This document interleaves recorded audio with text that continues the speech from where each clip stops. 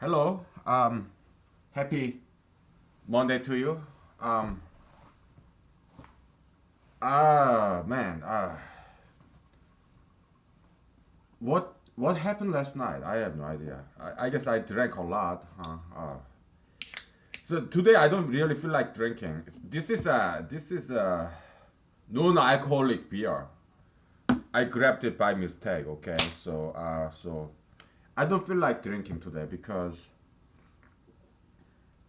during the weekends I drink what twice or three times Saturday and Sunday. So Monday's like I don't want to drink.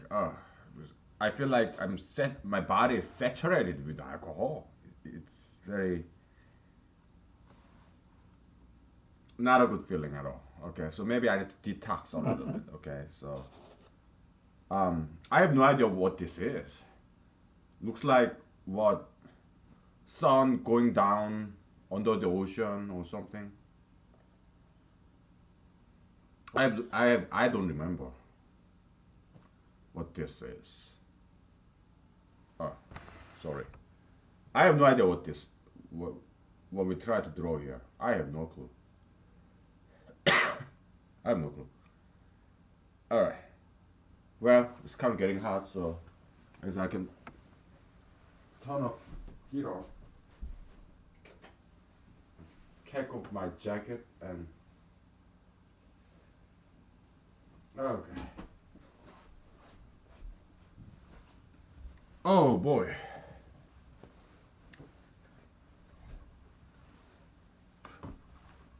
I have no idea what this is. Doesn't look that important. Uh, by the way, yeah, we talked about insurance, right? But yeah, I mean, they're good cops, bad cops, good insurance, bad insurance. They are human beings too, So yeah, sometimes they make mistakes, and that's why we have this trial by juror, trial by jury system, which is very, very, very cool system. Okay, trial by jury system is like amazing democracy. Isn't that pretty over there, back there? If you look at it like directly, it's not that pretty, but in this camera, it looks very pretty. It looks almost like neon sign. Oh boy.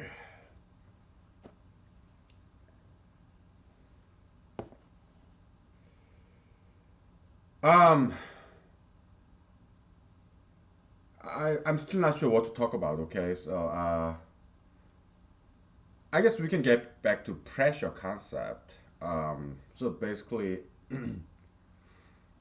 you have an object, center object, and the pressure is maximized when equal force is working on opposite direction. Okay, then the pressure doubles, right? Um, Pressure is zero, minimized when one person pushes and the other person pulls.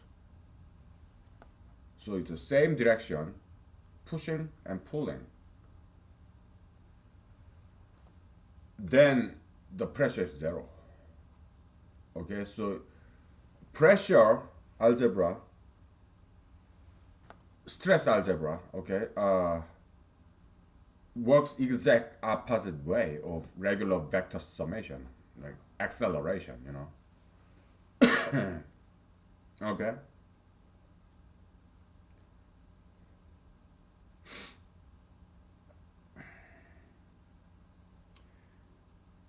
okay.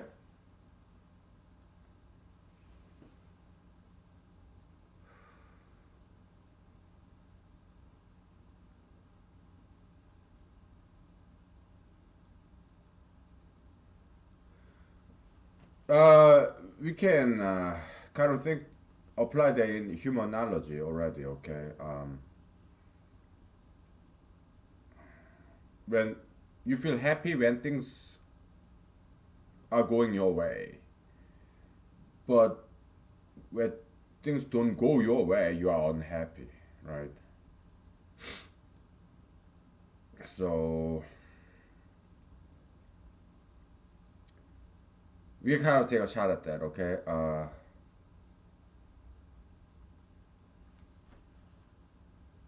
We define I guess we can define happiness in multiple ways.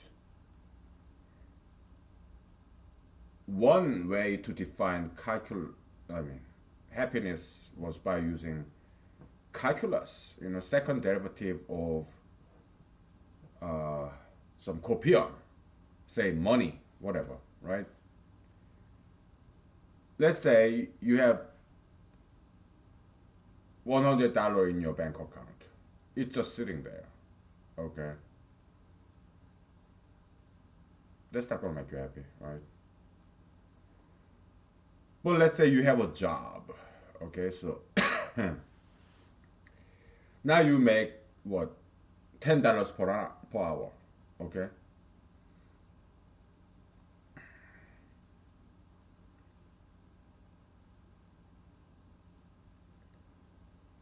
Initially you'll be happy because I mean, for a while. So in the beginning, you only had $10 in your bank account and no jobs. Perhaps you are students, okay?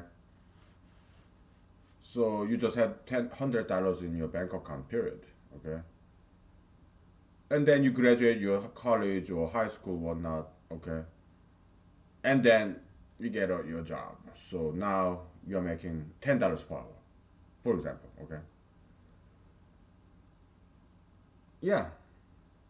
So there is acceleration already from $0 per hour to $10 per hour. So yeah, for a while you're happy, okay?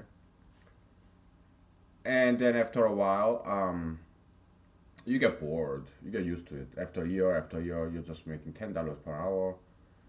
No, I want to study more, some more when I'm working full time. Now you get promoted in your company or you get a new job, $20 per hour. Okay? So then, yeah, you're happy for a while until you get used to it. Okay?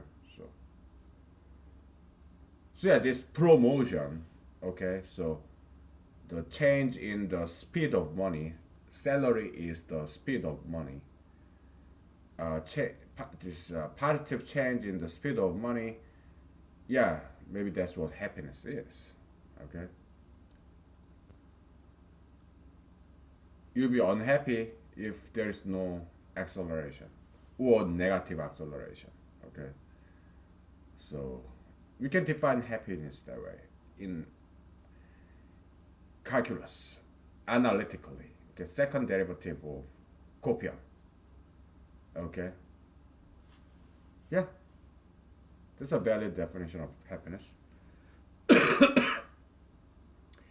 Now, we can define happiness some other ways, not by calculus, but by this pressure mechanics, this stress mechanics, stress algebra. Okay, let's say this big ball is a boulder, and you want it out of the way because let's say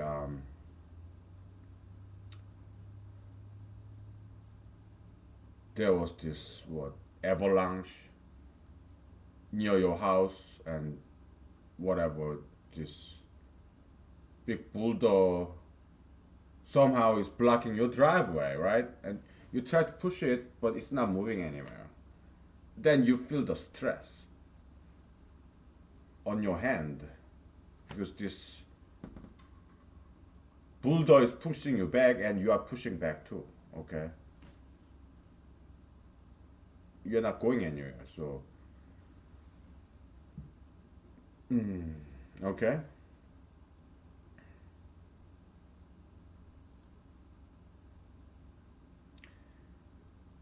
it's like your chemical energy. You're pushing this boulder, and boulder is going nowhere. You are not going anywhere. So, but you are still consuming a lot of energy, like pushing, right?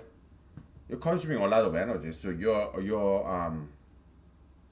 chemical energy is turning into this stress in your body. Okay, so you don't want to hurt yourself, but uh, if you push too hard, yeah, you will start to hurt your body. Okay, so the energy will be used to enjoy your body. Okay, so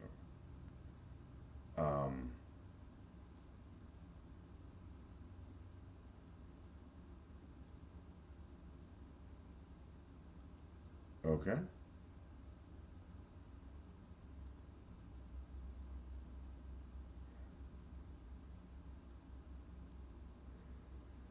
Think about dude, I'm really getting hungry. Maybe I should eat something, huh? What do I eat? Is there anything to eat? Maybe I eat pretzels. Oh shoot.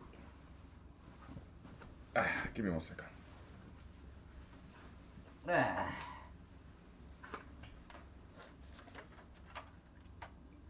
I just DVD. It fell. I'm getting really hungry. Anyway, so maybe I have some pretzels. Do you mind? Because I'm not gonna drink alcohol. I like fed up with it, you know. Ah.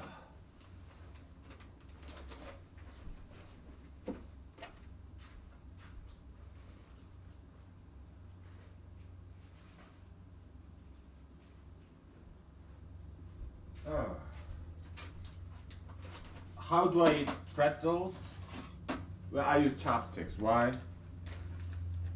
I don't like touching food with my fingers because not that I have dirty fingers. I just don't like anything in my fingers on my fingers. I want my hands clean and dry. I don't want anything on it. So I wash my hands very often.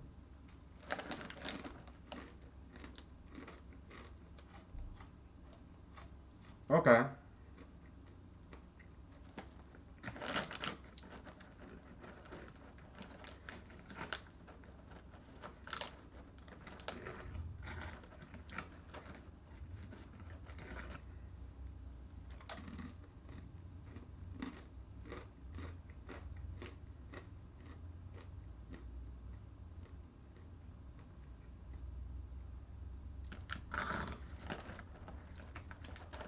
I'm thinking,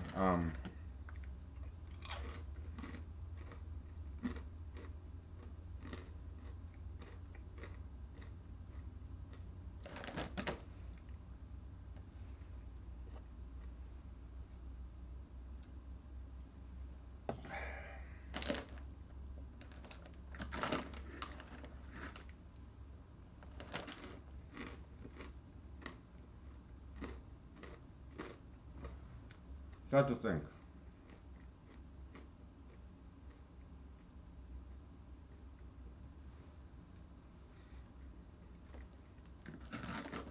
Happiness.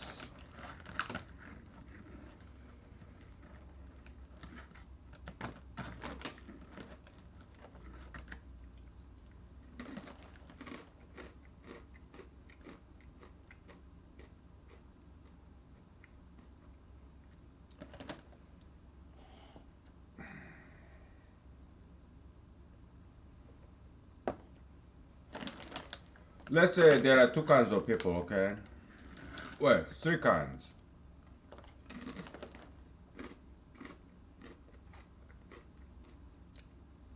Let's say I'm an anti-gayist and you're a pro-gayist, and I try to change you so that you become like me, anti-gayist.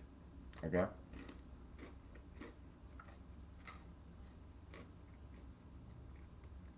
There are three people. One person is anti-gayist like me. Another person, maybe neutral. Third person, pro-gayist. Okay?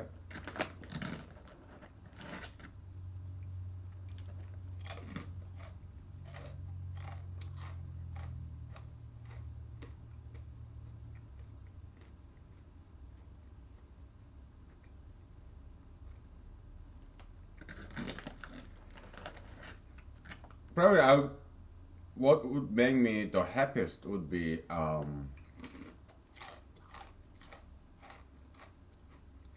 the Jesus concept, Jesus and concept of repentance of a sinner. That's what makes heaven happy, right? That's what Jesus said. So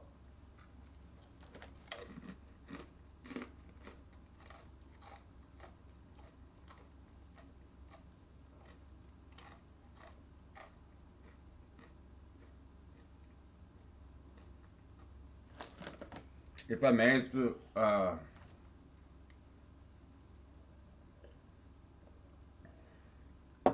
persuade a pro-gayist to become an anti-gayist, oh yeah, they would make me very happy, right?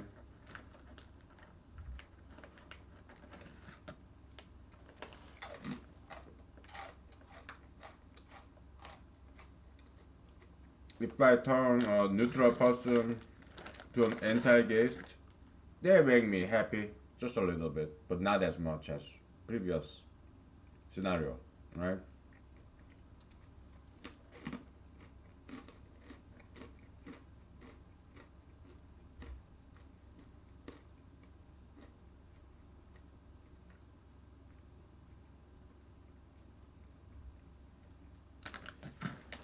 And third person anti-gayist, well, I don't have to do anything. He's already anti-gayist, so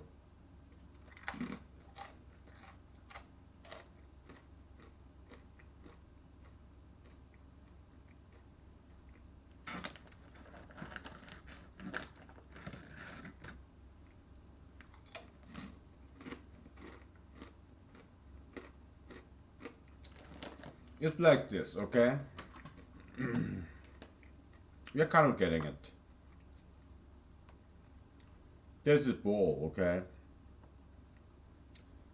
I'm pushing what? I'm anti-gay. Anti-gayism is rightism, okay? It's rightism, conservatism, okay? So trying to push this guy, but this guy is saying, "Hey, I'm an anti-gayist already, so I'm already going in this direction, so there's no pressure on me or him." Okay, now, so that's what anti-gayist. You have neutral person. Neutral person.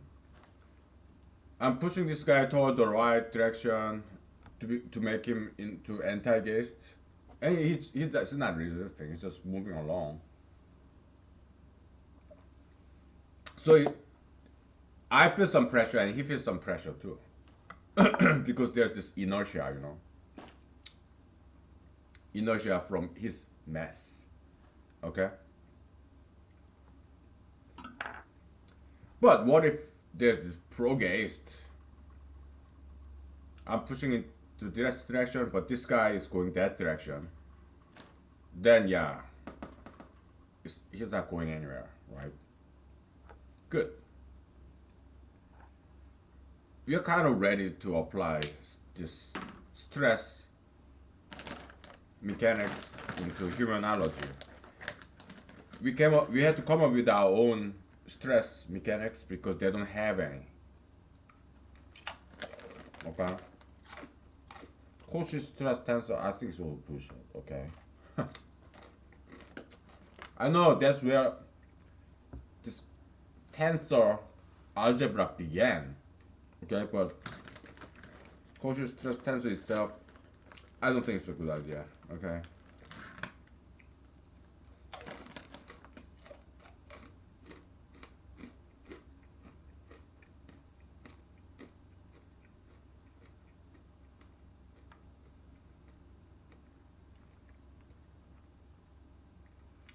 Yeah, I used to drink alcohol, right? Alcohol has this same calorie level as this carbs, so I'm not drinking alcohol, so that's why I'm eating this pretzels.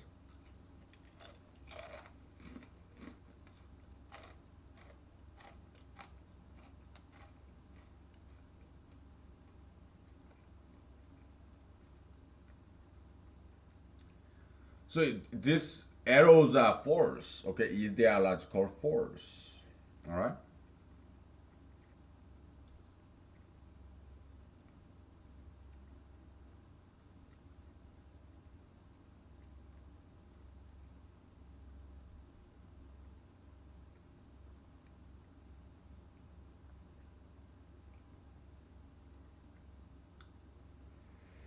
Previously, we defined happiness with as an acceleration, right? Maybe we can find some connection with that definition of happiness and this definition of happiness, because we are here dealing with force, and then there will be acceleration. Okay, so um, I guess you can say here I'm just neither happy nor unhappy. Just take it for granted. My Republican colleague being anti-gayist, yes, that's very expected. So nothing exciting. Here, maybe I'm the happiest out of the three scenario. Here, I'm very unhappy. Zero minus plus. Okay, I'm happy because I'm converting some neutral person to anti-gayist. Here, I'm very unhappy because we are not going anywhere. I'm trying to change this pro-gayist guy into anti-gayist guy, but he's not budging. Okay, zero plus minus. Okay, yeah.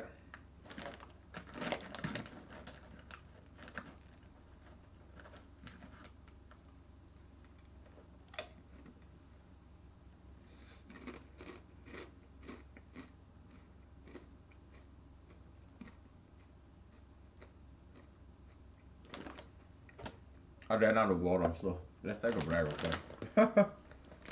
This pretzel is good. It's very fresh. Fresh pretzels. We'll be back, okay? It's good. Ah, I was put this clip so that it doesn't get, I don't know, too dry or too moistened. Okay, we'll be back.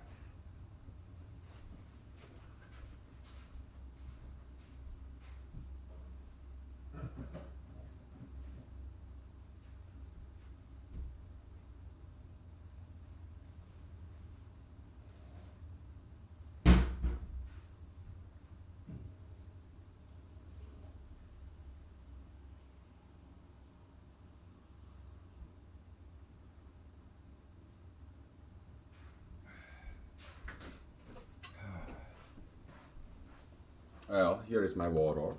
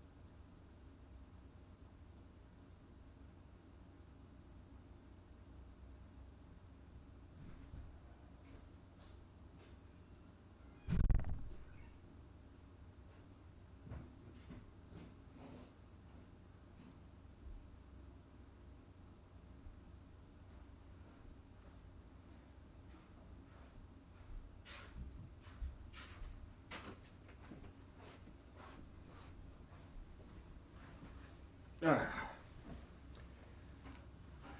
okay. Should I continue to eat? I don't know. I don't think that's necessary. I resume eating pretzels if I get hungry again, but for now I'm good.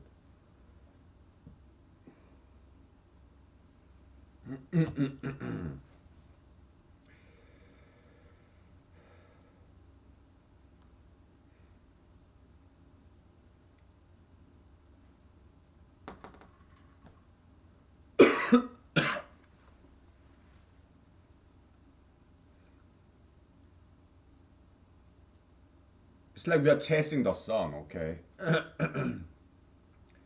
We want to find out a good definition of happiness, okay? Copium positization, okay? Polarization of copium, okay? So my internal body, biochemical energy, when does it convert it into happiness?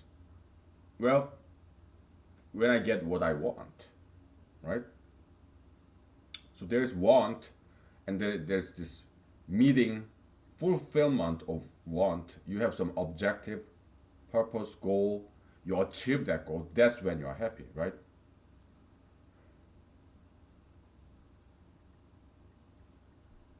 Correct. We want to quantify that. We want to come up with a very nice equation, definitional equation. Okay, that's what we are going after. All right. So we are really delving deep into this nitty gritty of humanology here. Okay, so and we think we are kind of ready to do that. Okay,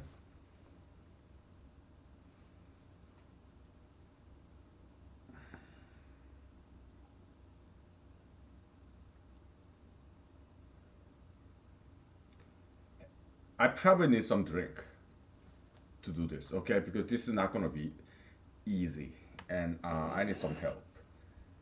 And I kind of feel my body has detoxed quite a bit. Okay, so it's only Monday. Okay, because Saturday, Sunday I drink twice as much, right?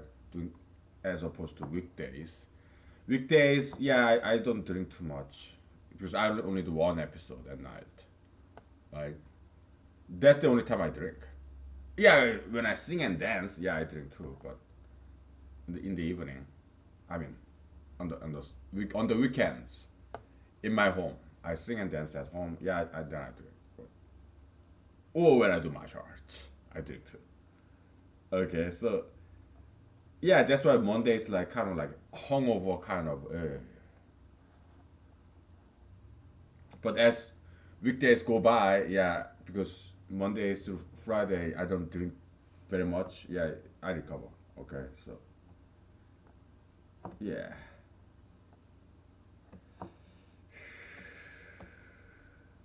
yeah, I think it's safe for me to drink. Okay, because my body has detoxed a bit, so should be fine. I just drink very slowly.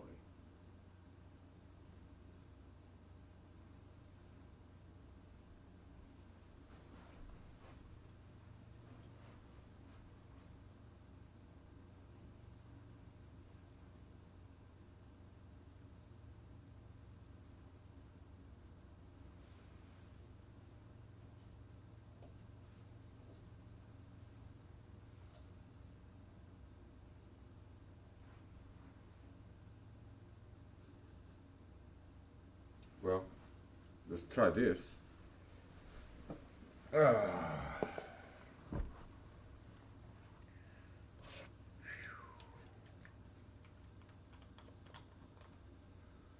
So here you have zero stress, so happiness zero, and you have small stress.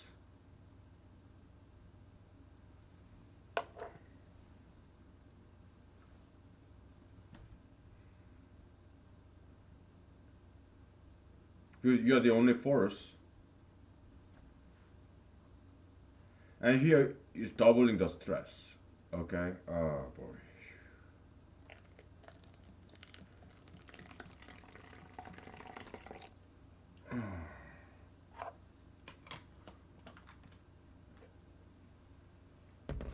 We just have three scenarios.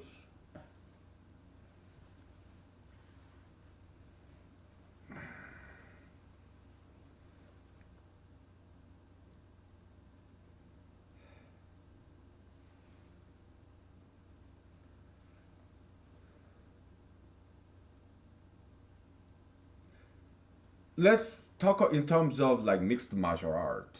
Okay, mixed martial art or boxer, some kind of sparring context, or taekwondo, whatever.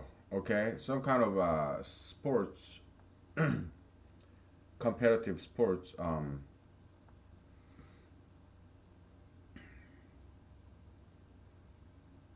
You will feel the happiest as a boxer if you defeated somebody very big. If you went to a boxing match with somebody very weak person and you just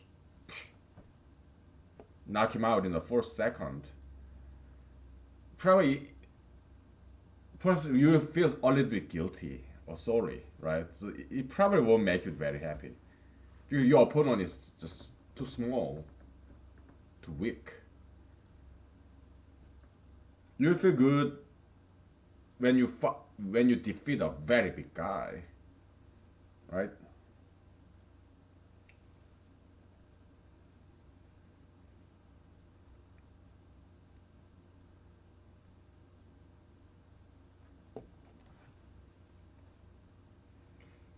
But that's whole another level of discussion. Okay, that's more probably we are not ready for that yet. Okay, we have to take this step by step approach because it's good that we found this problem. At least we found a problem to solve. That's the first step. We identified a good problem. Now our job is to solve it and step by step fashion so that we can perfectly model this phenomenon of happiness. It's like pursuit of happiness. As scientists, as humanologists, we are trying to define, we are trying to uncover what happiness is, mathematically speaking. Okay? We want to express happiness in mathematical language. That's what we're trying to do here. Okay?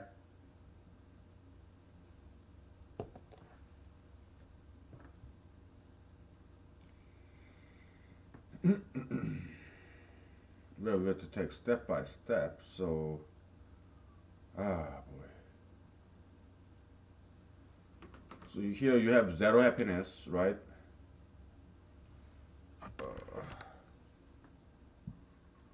Zero happiness plus one happiness minus two happiness. Okay. In terms of so that's happiness, all right. In terms of stress, you have zero stress plus one stress. You have plus two stress. Okay, because they are pushing, they are not pulling. If it's pushing, yeah, we call it past. We give it positive sign. If it's pulling, then we give it negative sign. Okay, here pushing and pulling. That's why plus one minus one is equal to zero. Okay, here plus one plus two. Pressure, pressure. Okay.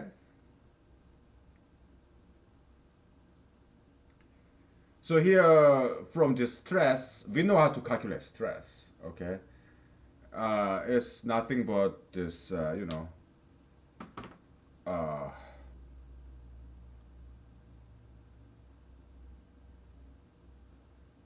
vector addition. Vector addition. Okay. Except, um,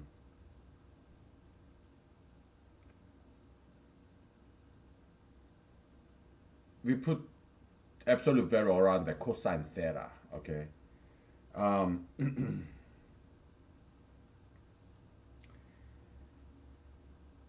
is yeah. So in Cartesian coordinate, you can calculate vector summation by adding up the two coordinates, right? But when you calculate stress, you can no longer do that.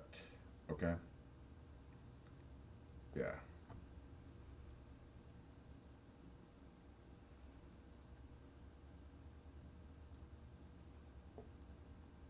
You have to resort to the traditional geometric calculation of summation of vector. Okay? So, yeah.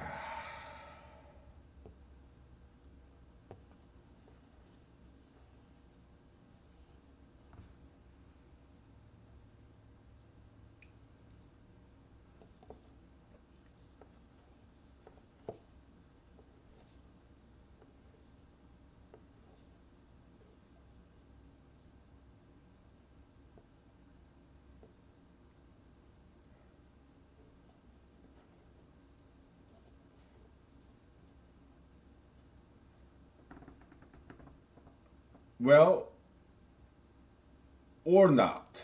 Maybe we can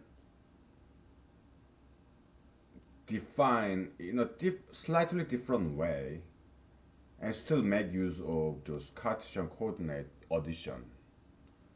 It won't be the same kind of addition though. Okay, so that's okay.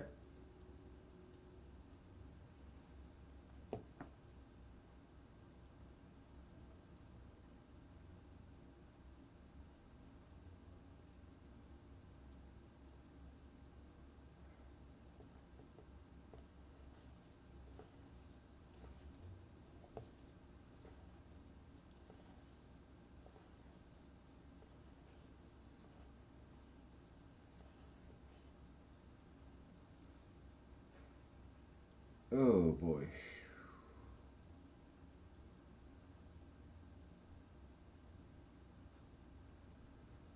Yeah, well, let's not talk about vector addition, okay? Because that's whole other subject. How to define this, radial coordinate system, blah blah blah. A position vector in a radial coordinate system. There's whole another topics, okay? Oh boy.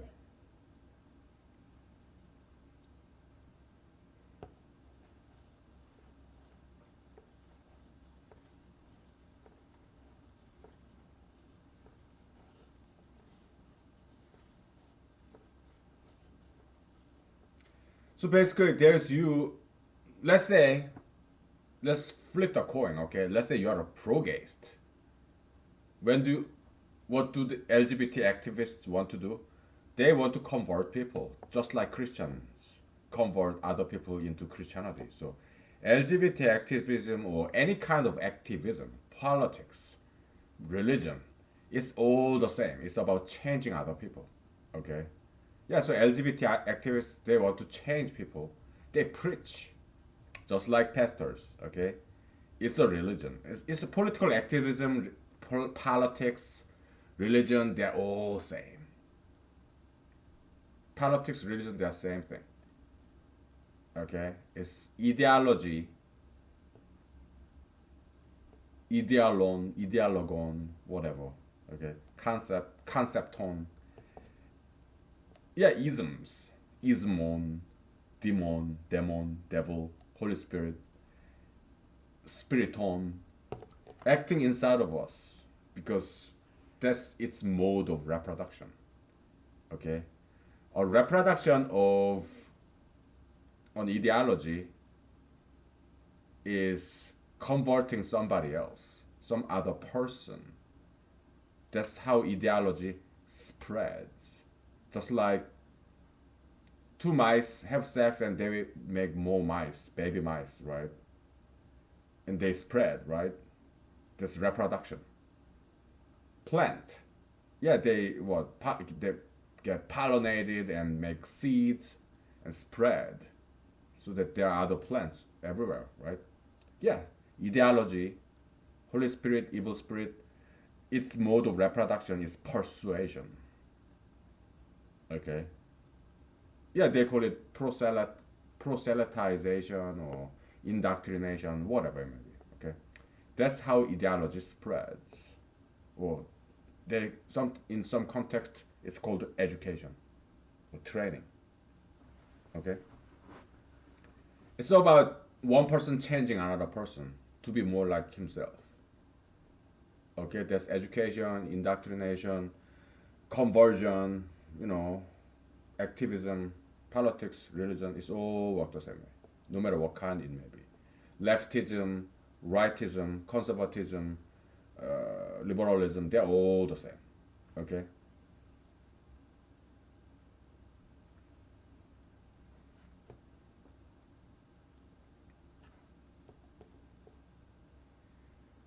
So let's say you want to chop down this tree. Okay. So and it's very stressful. Have you ever tried to chop down? I didn't chop down any tree because I'm a tree hugger, tree lover. But a dead tree that is already fallen because it's a dead tree, I try to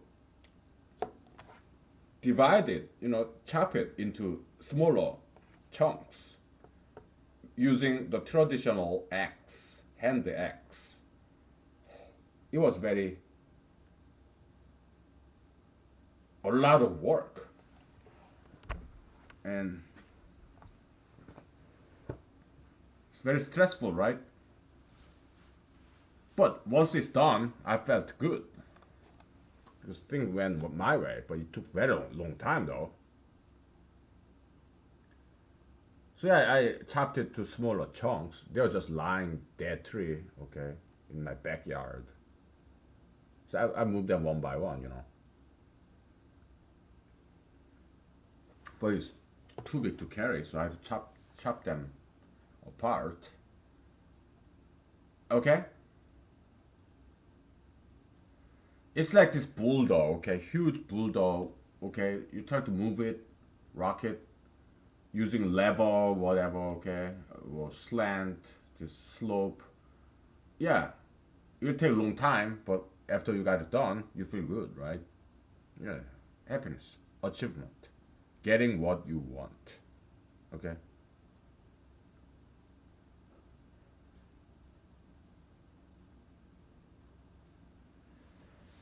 Okay.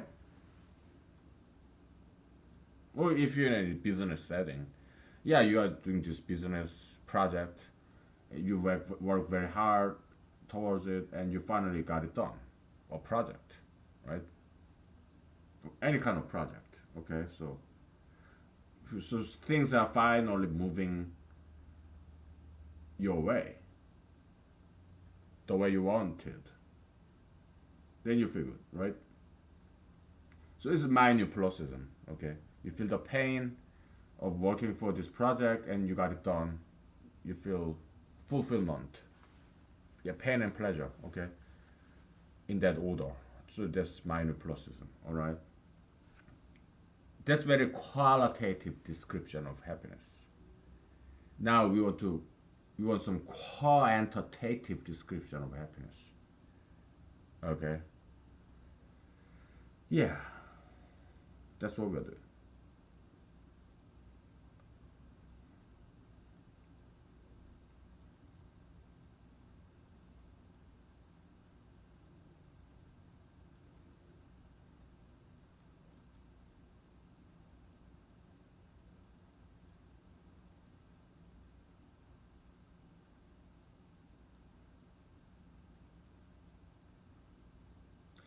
Because this stress algebra, I mean, we came up with it, okay, because they didn't have this yet.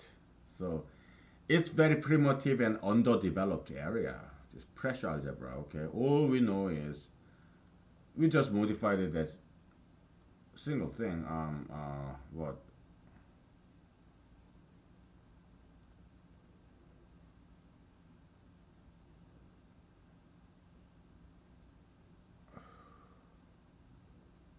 Addition of two vectors, right?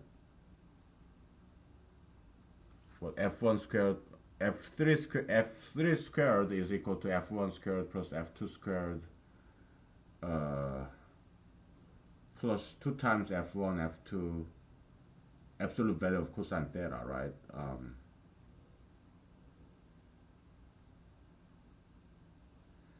Because they always have to add. Wait a minute, that's not true. Yeah, that I mean that formula itself is a nightmare itself. The formula itself, you it's not easy. Probably that's why it's never been done. Okay. Um.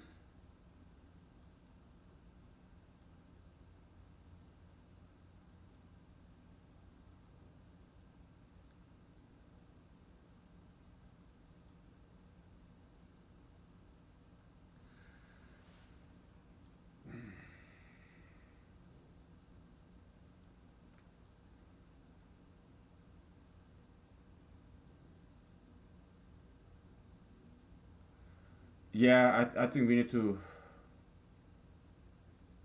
straighten that out.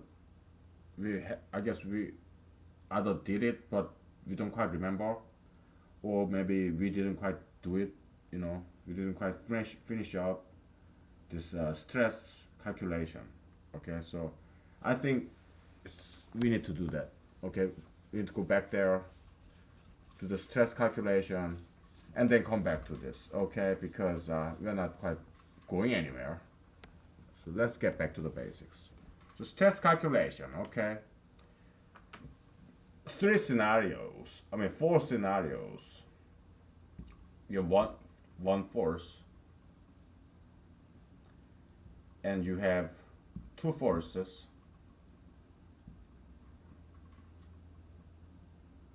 Well, first case, okay, one pulling force. Second, uh, one pushing force.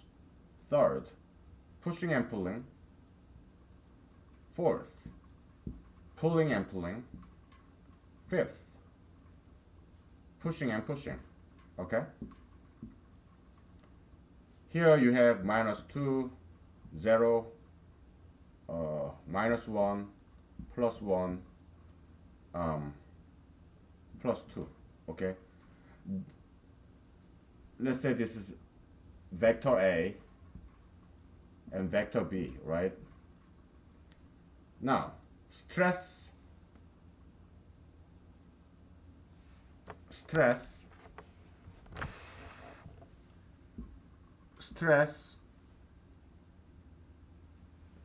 FA, comma FB should be some kind of formula that give out this result in the middle of the circle.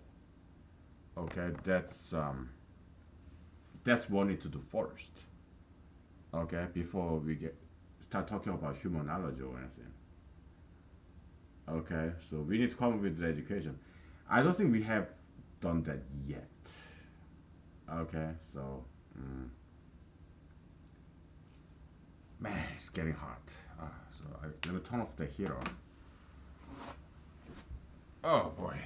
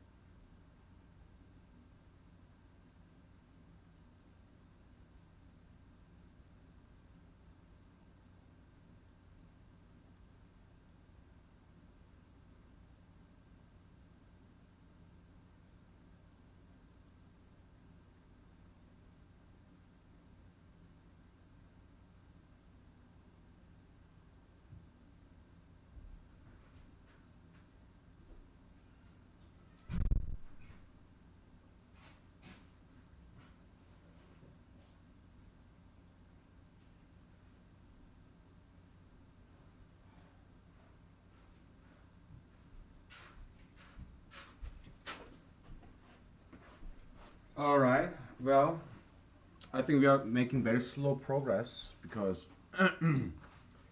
yeah, we are backtracking a little bit, but we'll get back to our main dish. Okay, we are going back to the appetizer. Okay, so kind kind of. All right. Okay, going back to the basics. I'm kind of low energy level, and Mondays like this. Okay, because during the weekends, I don't really exercise. So, but yeah, Monday, Monday blue, whatever. Okay, so I don't feel bad. I feel good. It's just comfortably relaxed, quiet. Okay. So.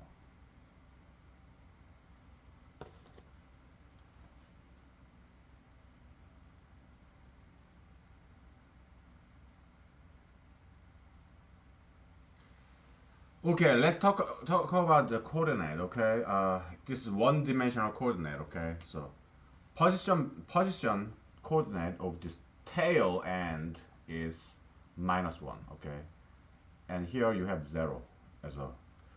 This object is in the at the center. Okay, it's 0. Okay, 0 coordinate. You know, one-dimensional coordinate. Okay, it's just number. All right. You can call it scalar coordinate. All right, or one-dimensional vector coordinate. And this guy somehow, the force of this guy should be -1. So okay, I guess we got it. What? Tail minus head. No, no. Here, head minus tail. Okay, so should be. We are trying to make this arrow -1, make this arrow +1. Okay, that's our objective here. And also this arrow with head as 0, tail as +1. This arrow should become +1 too. This guy, this guy should be both +1. Okay, how can we do that?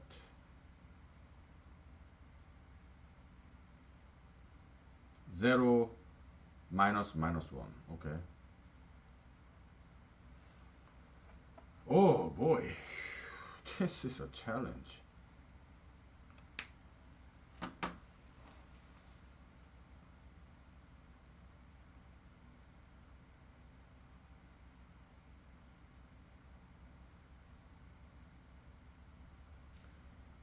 Well, let's just write it out.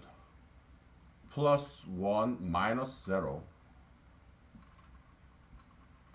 Here you have what? 0 minus -1.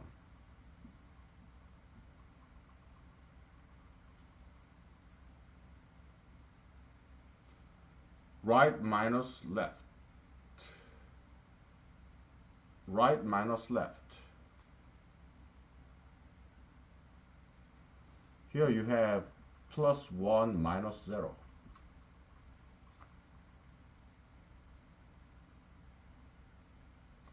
Right minus left. I guess that's just how it is, huh? Okay.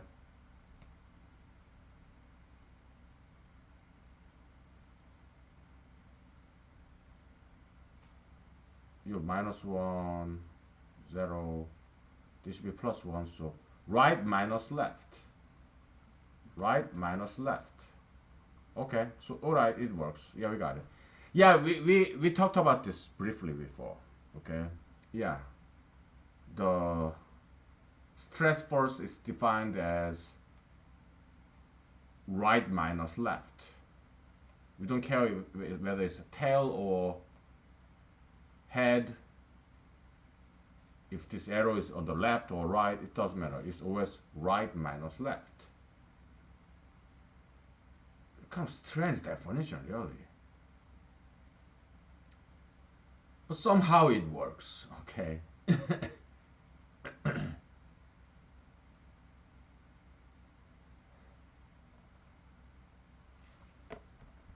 It gets complex very, very quickly, okay? So stress vector, okay?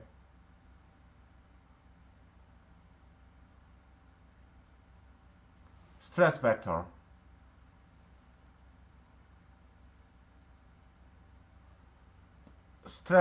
of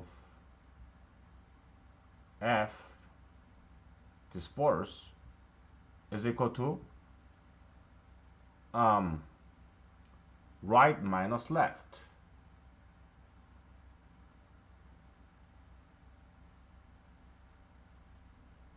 Right side coordinate of F minus left side coordinate of F. Okay?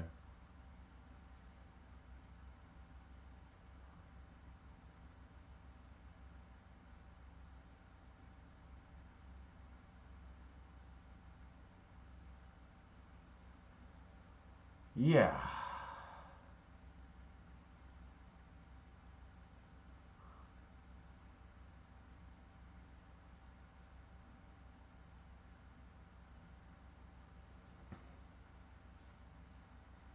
And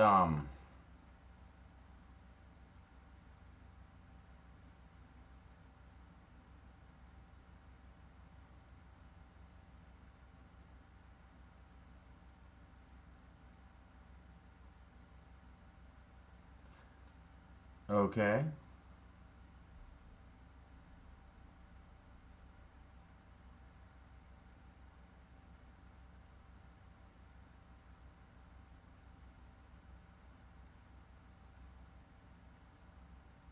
Wait a minute. Wait a minute. No, this is wrong because here it's not that. This is supposed to give -1. So it's 0 minus 1, 0 minus plus 1. So it's not right minus left. Here you've left minus right. So yeah, no, I was wrong. Okay,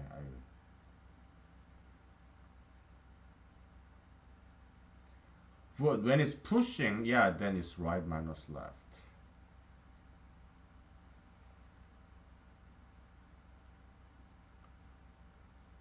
But when it's pulling, it should be left minus right. Left minus right. Left minus right. When it's pulling.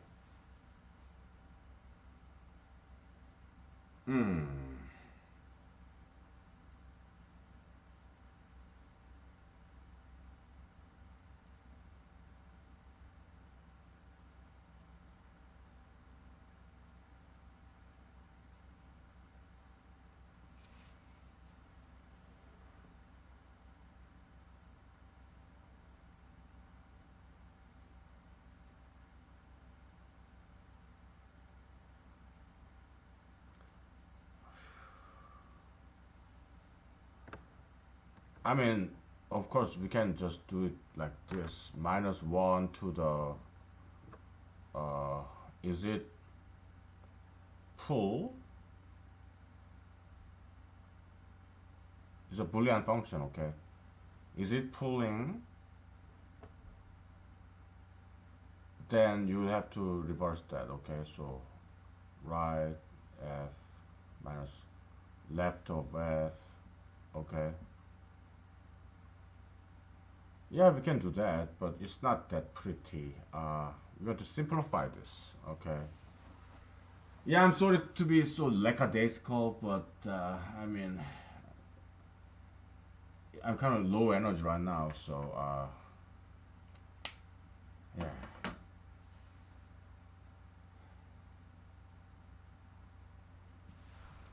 All right.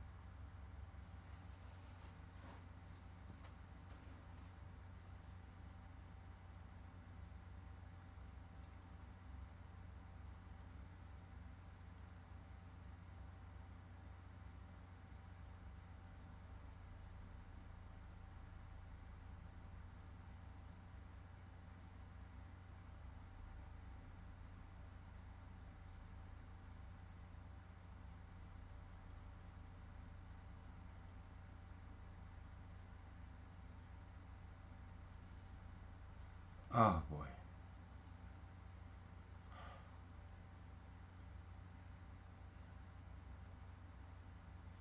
Tough not to crack, really.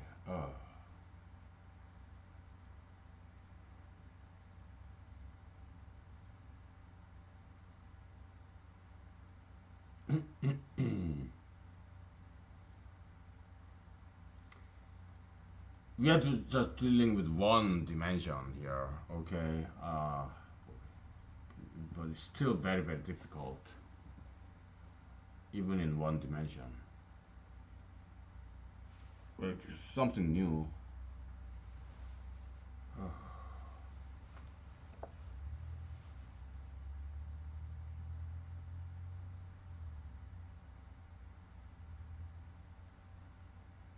Things are not quite going my way, huh? Okay. Uh,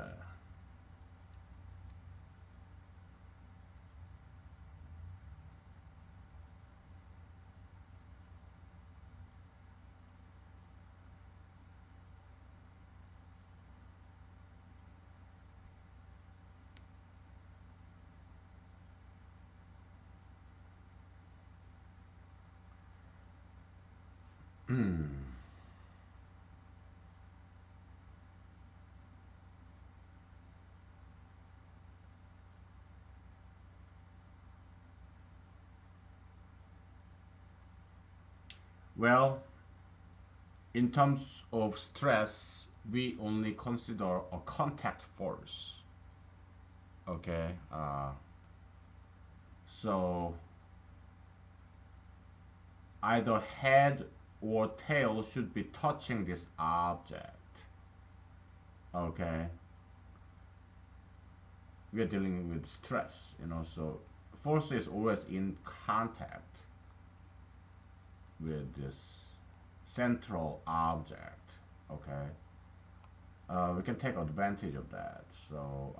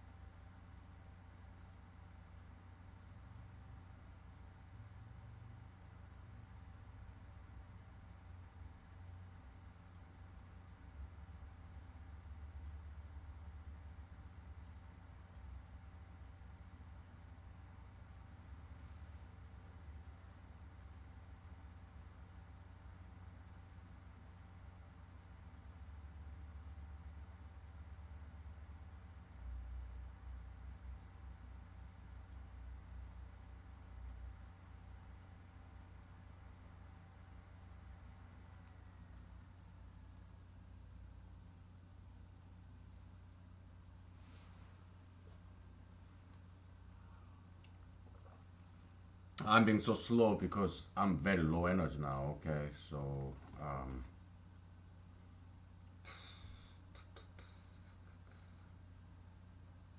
well,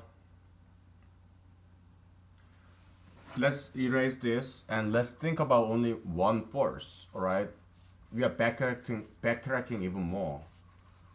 All right, we'll build it all back up again one day. Okay.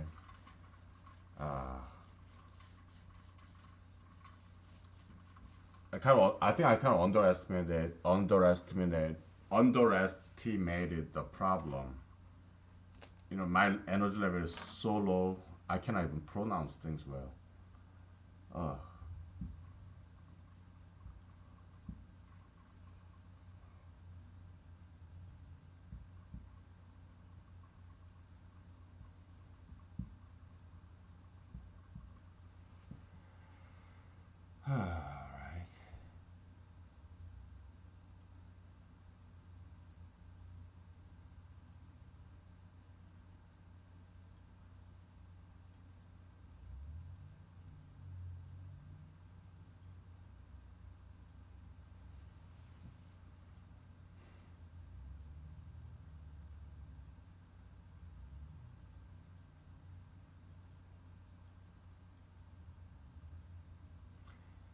can there be a situation where you're pulling and pushing from the same side at the same time? Then what happens? Let's say you have some kind of what electrical charged particle here, right? Positive charge, positive ion, okay? And one guy here is kind of to try to repulse, repulsive force, and at the same time here you have some negative ion, okay? So it's pulling force, pushing force. They will annihilate each other, okay? So yeah, you're not going anywhere, okay? But if you are here, you have positive ion, okay? And this is negative charge here, positive charge here, okay? So you're pushing, pulling, so you move twice as fast, but you don't feel any stress, okay? It's like somebody's trying to punch you and your enemy is trying to punch you, right? But your friend is pulling you backward so that you never get punched. That kind of concept, okay? Uh,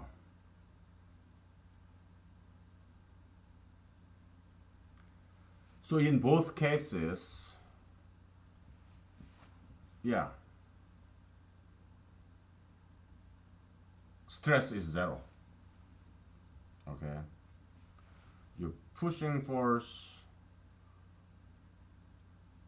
pulling force, whether the distribution of either is all become zero, okay? But before we get, I mean, we already kind of know what that answer is, but before we continue to talk about two forces, let's talk finish talking about one force. Um,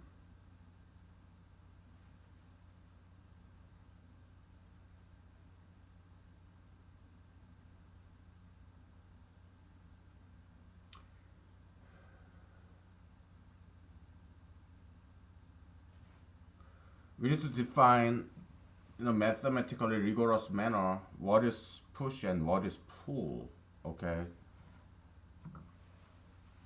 That's very important.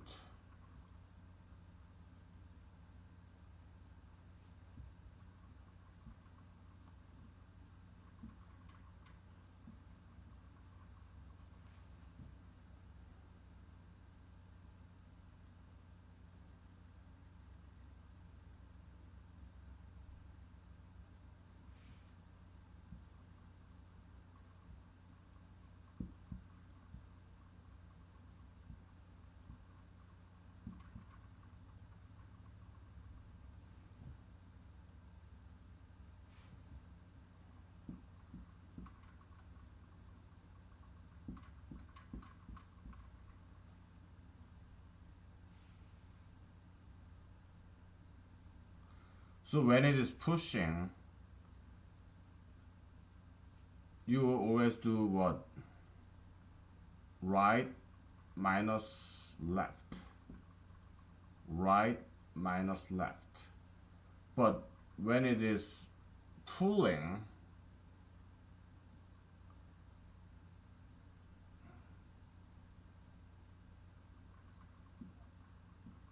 you do left minus right. Left minus right.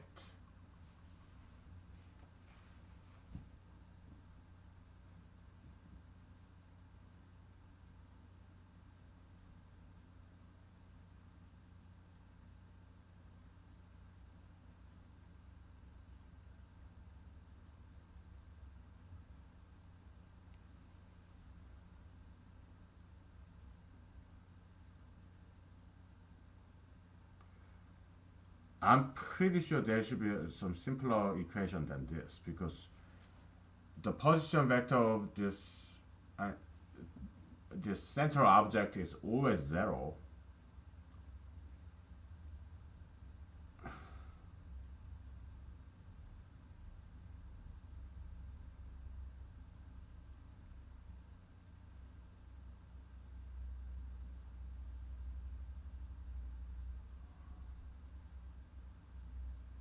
and the position, this vector is always in contact. Yeah, when my energy level is low, my brain is not working very well. Okay, it's just disaster. I'm sorry. Okay, but yeah, I'm old. Okay, I'm 40 years old, so I'm not always high energy because I'm aging. Right, so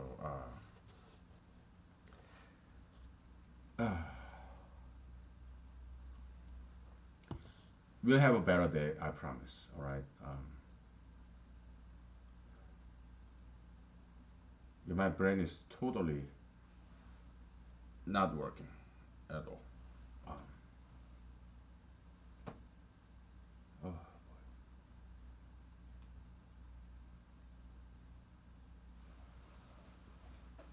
oh.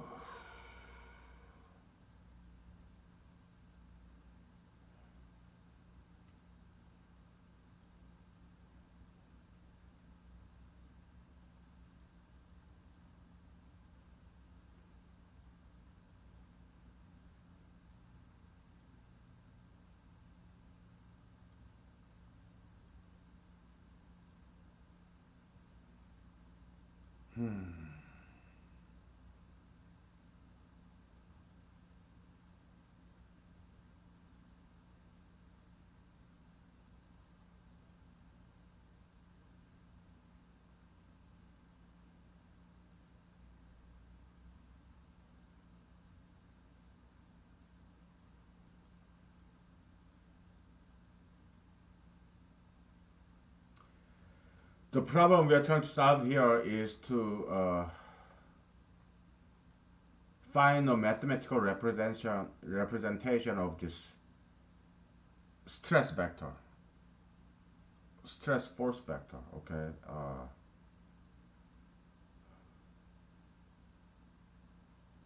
and we are dealing with only one vector. Okay,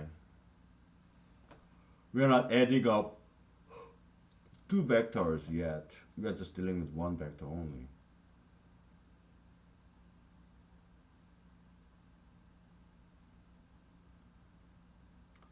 And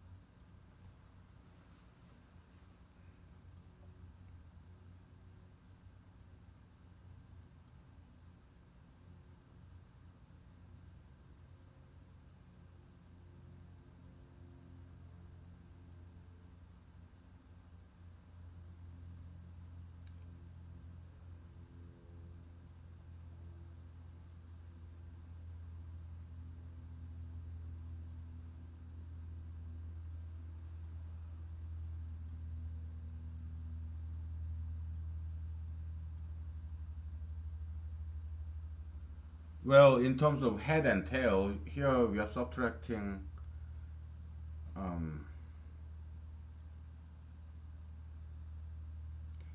tail minus head, but here we are subtracting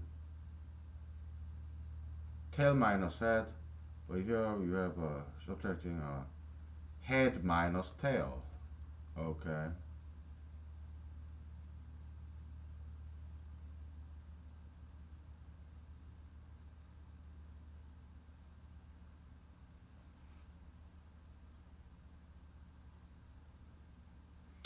Here, tail minus head. Here, head minus tail.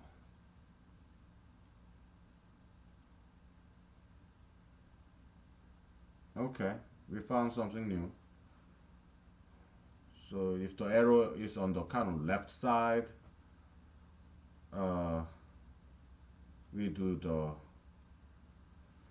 Head minus tail. We are trying to find some patterns here, okay, to find a nicer formula. We already have formula.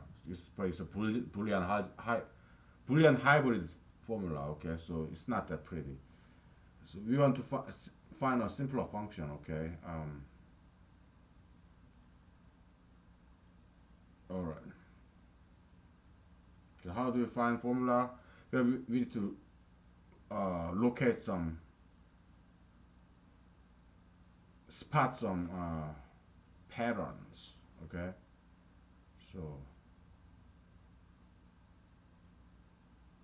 if it's on the left side, then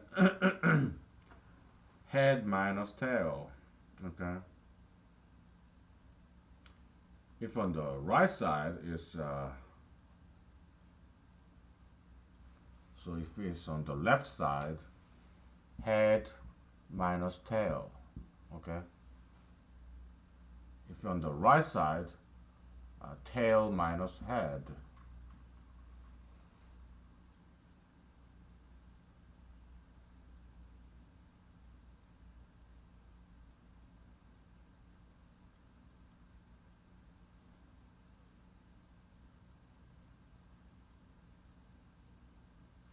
Okay.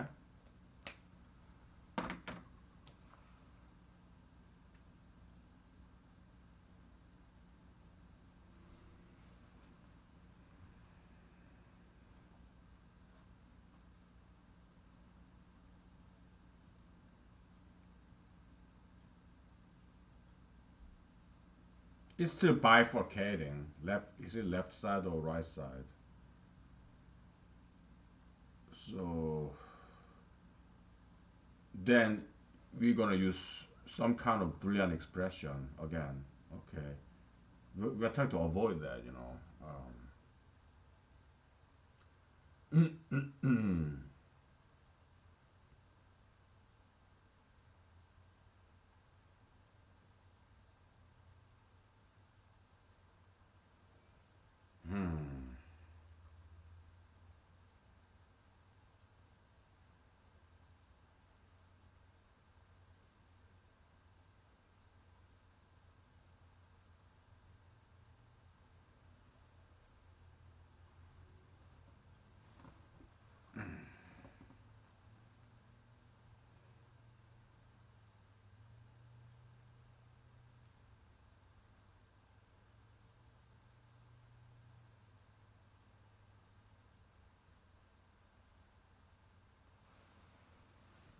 Wow, this is tough. It's like I'm pushing this bulldog and it's not moving, kind of feeling.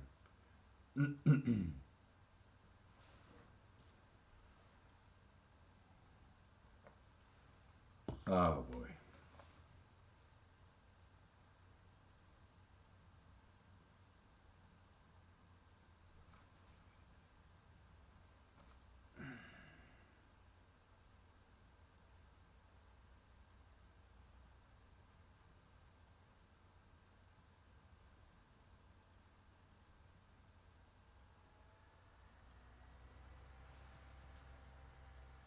Head minus tail.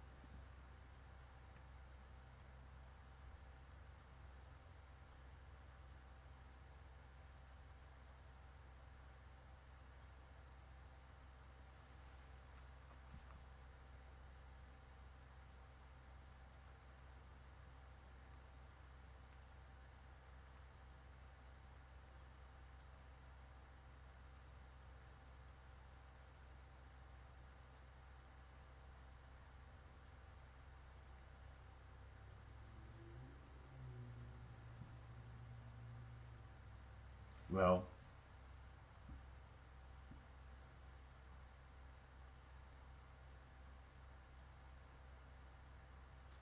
maybe there is a way to simplify it, but I'm just not seeing it. Okay, so we'll just have to move on. Okay, because we're just wasting time here. All right, so yeah, the previous equation we had here. Okay, like left minus right. We just do one more. All right, tail minus head. Uh,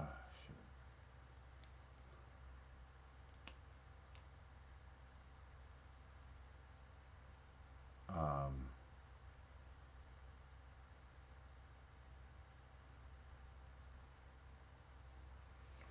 okay, stress of this vector, force vector is equal to um, minus 1 to, if in the left side, it's on the left side, then it should be true. So this should be 0. So we are asking, is it on the right side? Well, head of f minus head of, I'm sorry, tail of f, okay? Can you see that? Okay. And minus 1 to the, we should ask this question, is it on the right side? Is, um,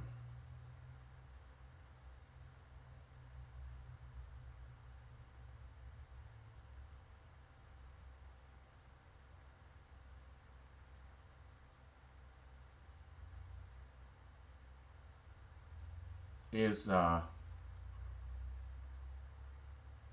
head of f plus tail of f, uh, is it positive? Okay, then yes, then you switch the symbol, okay? I mean the order of subtraction. If not, then it's false, so minus 1 to the 0, so it comes out of that, okay? So that's all we're gonna do here, because maybe this is the simplest. Maybe this is the simplest, okay? I'll show you.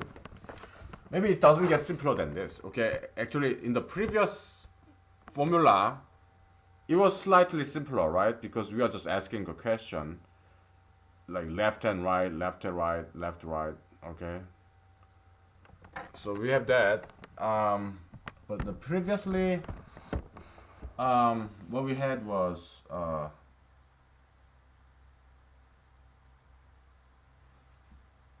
it was slightly simpler than this, okay? It was like, the question, Boolean question we were asking was, is it pulling or pushing? So it was like,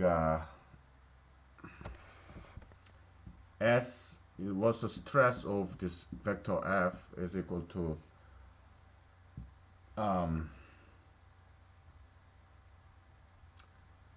right of F minus left of F multiplied by 1 to the, we gotta ask the other question, okay? Is F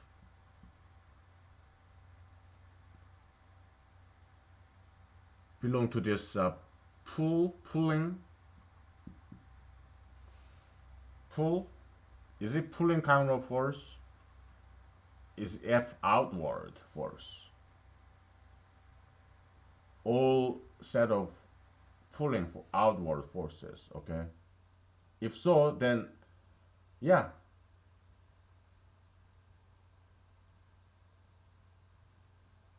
Minus 1, so you flip, so you go left minus right. If this not pulling but pushing, then yeah, this becomes 0, 1, so you leave it alone. Yeah, okay. I cannot think of any simpler way to express this.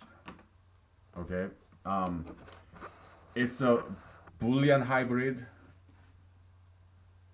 What is a Boolean hybrid function? Whenever function bifurcates, like what? The not Dijkstra, but the Kronecker delta, right? Kronecker delta is a bifurcating function, but you can express as delta ij is equal to Boolean function. I is equal to j, then it's 1. Otherwise 0, right? So it's a Boolean function. It's not even Boolean hybrid. It's just exactly Boolean function. Oh, well, you have some equal sign here, okay? So I guess,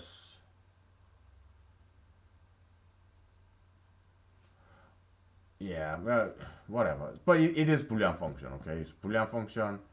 Here, well, it's either true or false. It's 1 or 0. So the entire thing is actually, well, no. I and j can be random number, like 1, 2, 3, 4, 5. Like it's index, right? So it's a n by n matrix.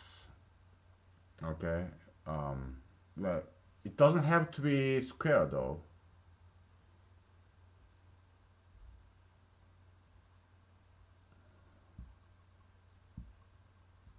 Okay.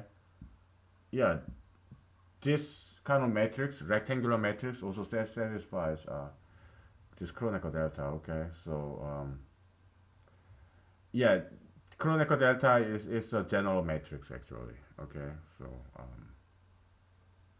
it doesn't have to be square matrix. Okay, but yeah, so it's a Boolean function. All right. What's output of Kronecker delta function? Boolean matrix of zeros and ones. All right. What are inputs of Kronecker delta function? A vector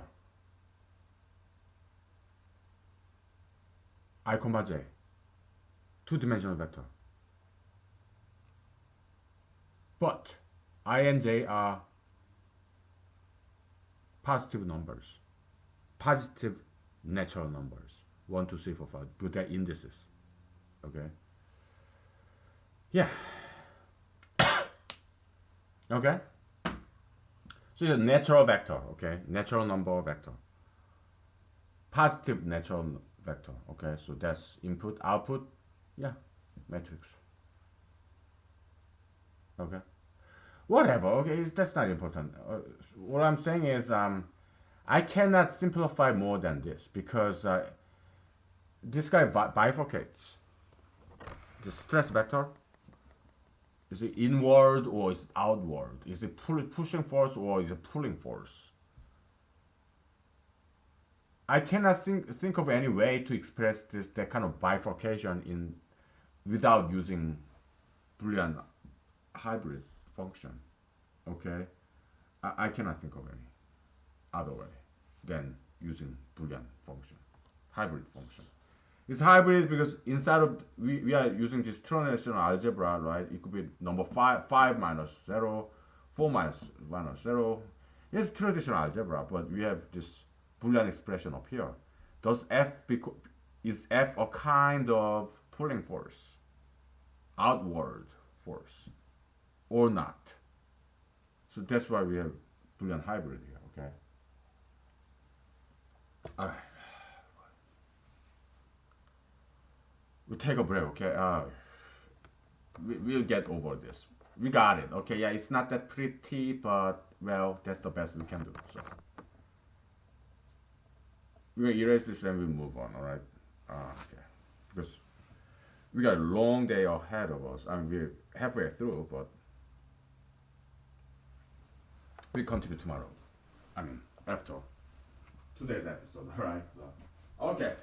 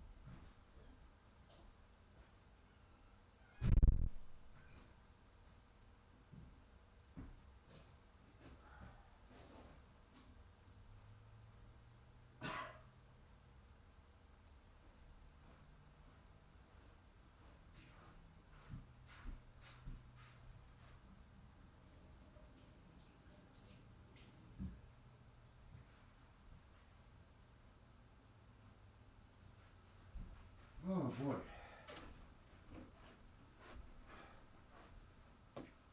I'm debating, should I put on this coat or not? I think I should. It is chilly. We're gonna erase this, okay? Because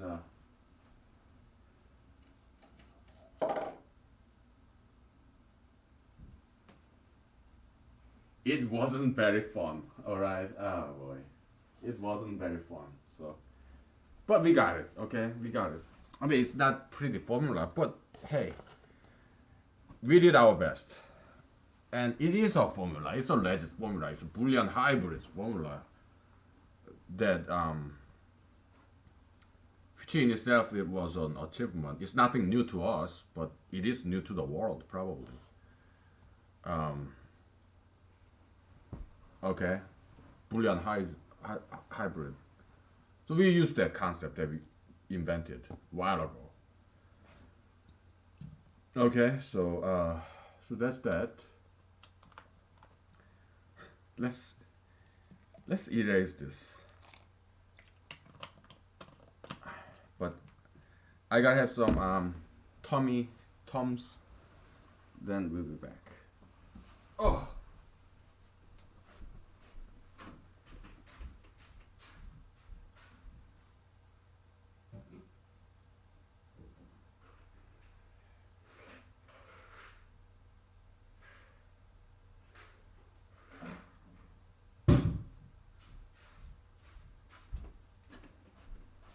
So a little bit disappointing, but hey, it is what it is.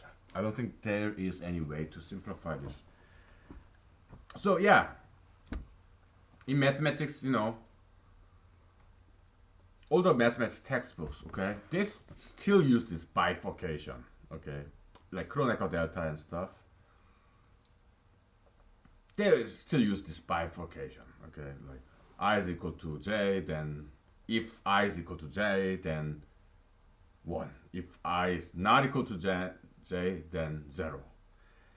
This is a lot simpler, hybrid or just Boolean function like that, right? Yeah, it comes from computer programming, okay?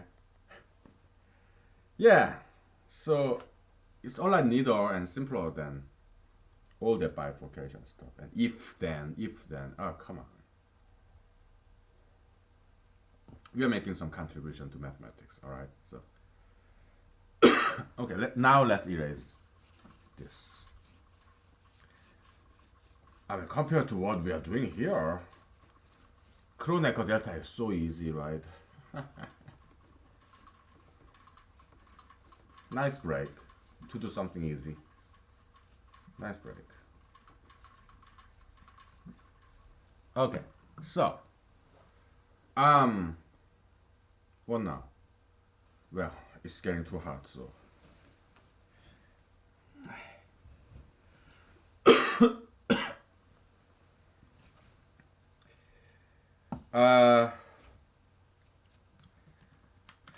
let's get back to the stress calculation. All right, so it's easy. Okay, if it's coming inward, it's +1. Going outward is -1. Okay, it's that easy.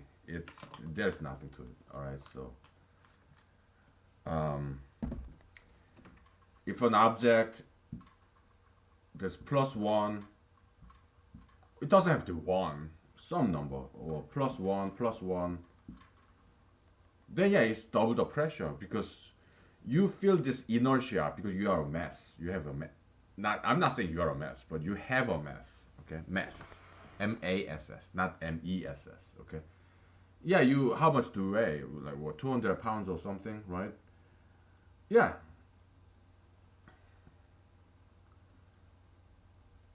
In the space, okay, there's this rocket with what, 2 pounds of force, very small engine. It's pushing and you feel like this. When you accelerate in your car, yeah. When you decelerate, ooh, right? Because you have mass. So when you accelerate with, like, say, 2 pounds of force, right? So your head, back of your head is pushing against the headrest of your chair in your car, right? So there's the pressure. You feel the pressure on the back of your head. That's why seat, this hair seat or car seat or headrest is made with cushion so that it doesn't hurt you. Okay, it's all about pressure, stress. Okay, so you are by increasing the time of this change, cushioning.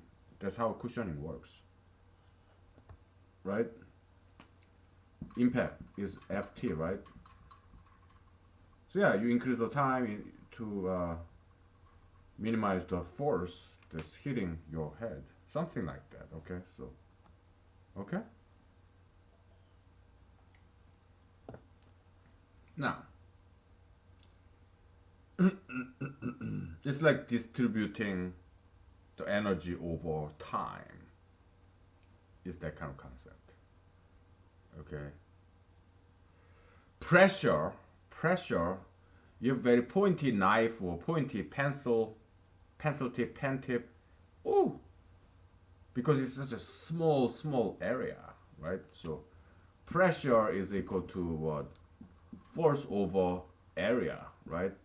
You are so if you maximize the area, surface area, like instead of doing this, you do this. It doesn't hurt as much, right? That's why you have knife or bullet that is very pointy, okay? But if you have the blunt object, yeah, it's not gonna hurt you that as much, right? Because you are distributing the force over a wide area so that the pressure is very small. So that's the distribution of force over space. That's pressure concept. Impact concept is you are distributing force over time. Okay? I guess you can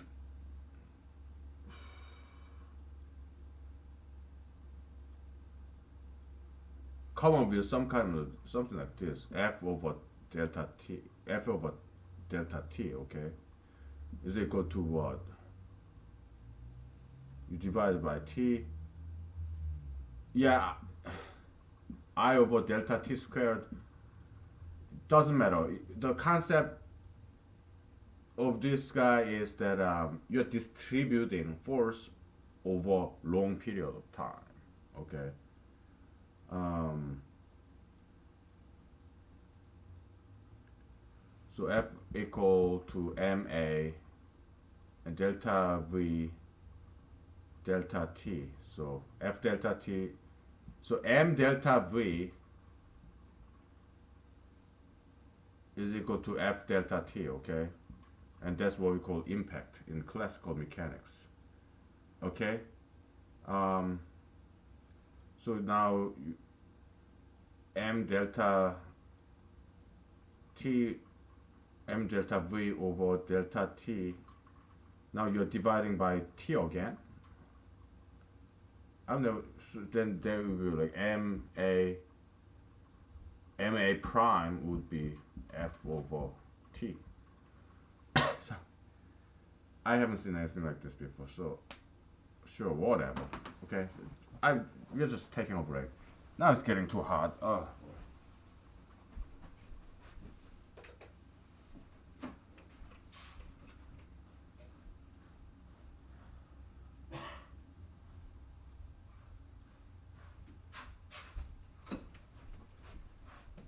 But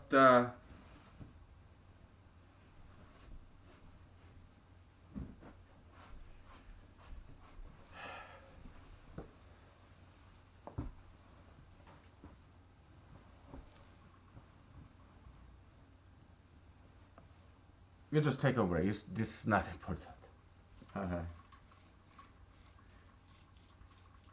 It's not important to our discussion. We'll just take a break. We're just messing around, all right? As you can see, I'm gradually recovering from my fatigue. My energy level is going slightly up, very gradually. Okay. Okay. So, um, it looks so pretty back there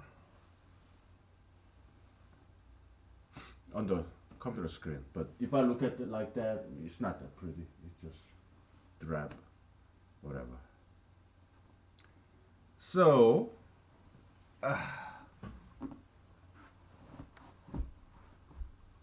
um,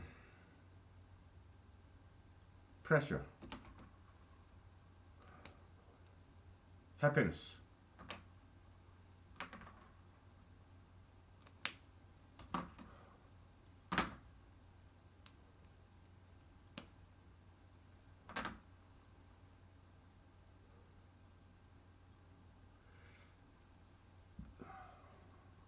Somebody's pulling, somebody's pushing.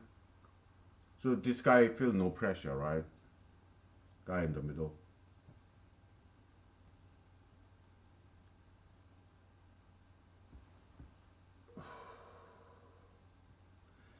This is when I meet another anti-guest. I'm an anti-guest and I meet another anti-guest. It's kind of boring. Hey, whatever. Things are too easy, so I don't get any excitement. All right. But let's say there's a neutral guy and I make this anti-guest pitch.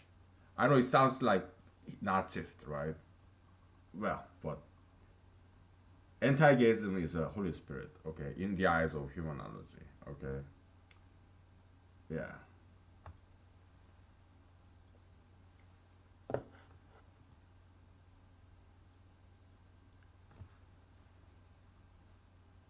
Now,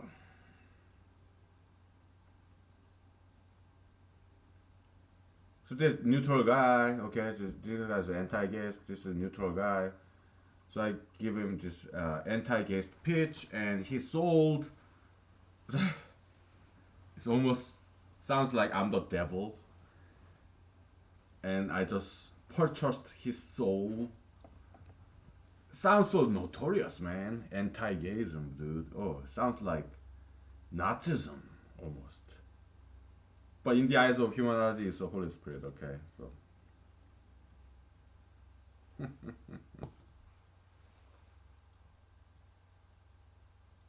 yeah, so I kind of feel good. Okay, but now, yeah, I meet my enemy. Okay, this is a pro-gayist. He's pushing the other way. He is trying to convince me. He's trying to make me a pro-gayist. So here I'm like zero. Here I'm happy. Here I'm unhappy. We are arguing, right? Yeah. Oh.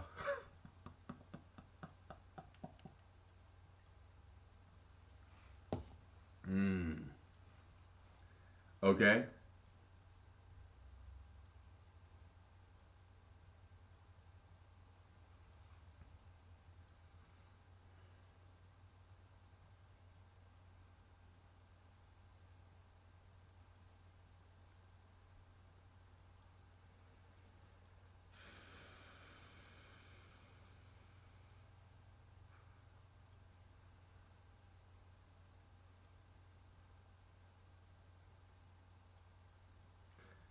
So we are dealing with force, ideological force.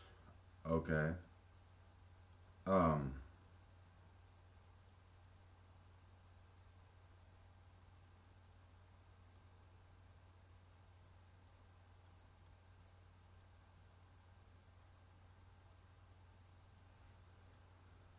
Phew, boy. By the way, in physics, there's this concept of friction. All right. Um.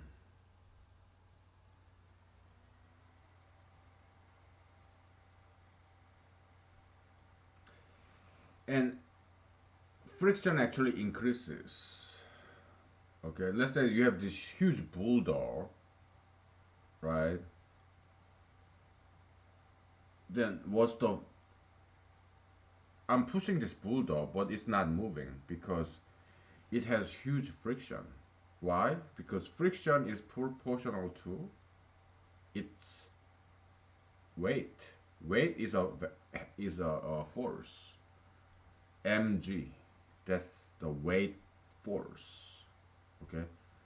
So friction force. Okay, is equal to mg, and you have some constant. We could just call it mu. Okay. Yeah, friction constant is how rugged the surface of this lower bottom rock and this ground that's housing this rock is. Is it smooth? Like, is it ice rink, or is it in a mountain like muddy? Then high is friction constant. Okay. So that's what friction force is. Okay. I mean, maximum friction force, I guess, because action reaction, right? So if I'm pushing this boulder with 1 Newton or 1 pound of force, then the friction that's bouncing back to my hand, that's 1 pound. If I apply 3 pounds of force, then friction increases to 3 pounds, and that's what's bouncing back to me. Action reaction. Kind of. Actually, friction is like a normal force. Okay, so it's something like that. But yeah, friction is coming toward me. That's its direction, and its magnitude is equal to the force that I'm applying to this object, as long as this object is not moving. Okay, so friction, it goes up and up and up, and it suddenly drops, something like that. Okay, when it starts to move. Okay, this maximum friction, force. This is a like dynamic friction force, something like that. Okay. Because it has to equal the friction force, has to equal my force. That's why it's not moving, because it cancels out. Okay. That's why it's increasing as I apply more and more force. Okay. Um,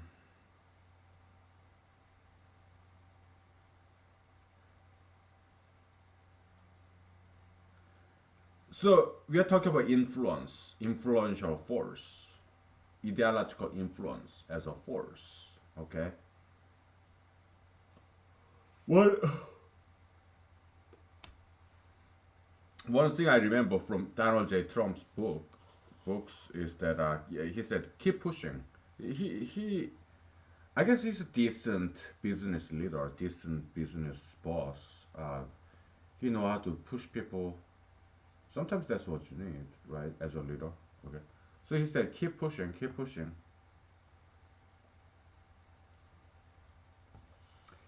Because we employees, we lose focus, right? It's like friction. Somebody pushes me, yeah, my boss pushes me, your employer pushes you.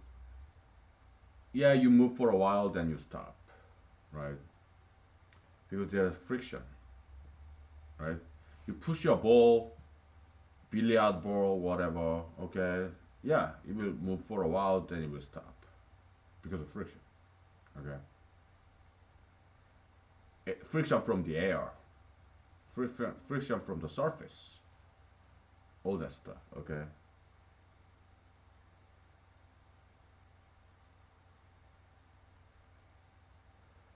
So that's how anti-gayism has been successful. It's not people I'm sorry, pro-gayism, I'm sorry. That's how pro-gayism has been successful. Pro-gayism is not a human being. It's an ideology. It's a metaphysical being. It's a what humanology considers as an evil spirit. It's one kind of many, many evil spirits out there. Okay. By the way, whether you're pro-gaysts, whether you're gay, gaysts, it doesn't matter. Okay. Yeah, you are all welcome here. You're sugar fetishist, tattoo piercist, plastic surgeonist. You're all welcome here. Okay. Because we are here for you to change you. Okay. So you are most welcome here. Okay. Marijuana is doesn't matter. Okay. Yeah, you're all welcome here. Okay. Criminalists even. Yeah, you're welcome here. Why? Because we want to heal you. We want to change you to make you a better person. That's the only way to save this world and get rid of crimes. Okay, we have to save people from possession by evil ideologies. Okay. Okay, so pro-gayists, yeah, it's they work for pro-gayism that's possessing them. Okay, there's only one pro-gayism. It's like a species, but it's like just like an animal. Okay, it propagates, it reproduces by possessing more and more people. Just like disease. Okay, you have virus inside of your body, at you, cold virus. It spread. So some of your virus go to another person, and this virus replicates, mass produces, reproduces, so multiplies in this brand new person's body using this person's own energy, own resources like protein, carbs. Yeah, parasites. That's how ideologies are. Metagen, metaphysical pathogen, or metaphysical holygen, benegen, okay? Metaphysical gene, okay? It's kind of like selfish gene, but it doesn't have to be. Selfish gene theory, well, it's interesting theory, but we'll talk about that later, okay?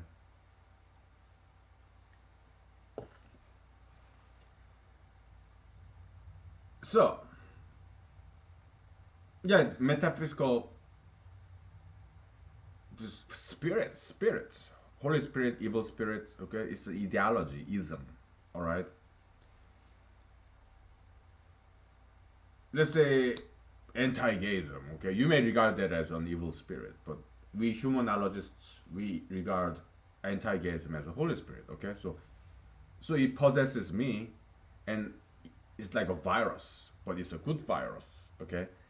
It is using my energy, my time, my money, my resources, my knowledge in physics, mathematics, chemistry,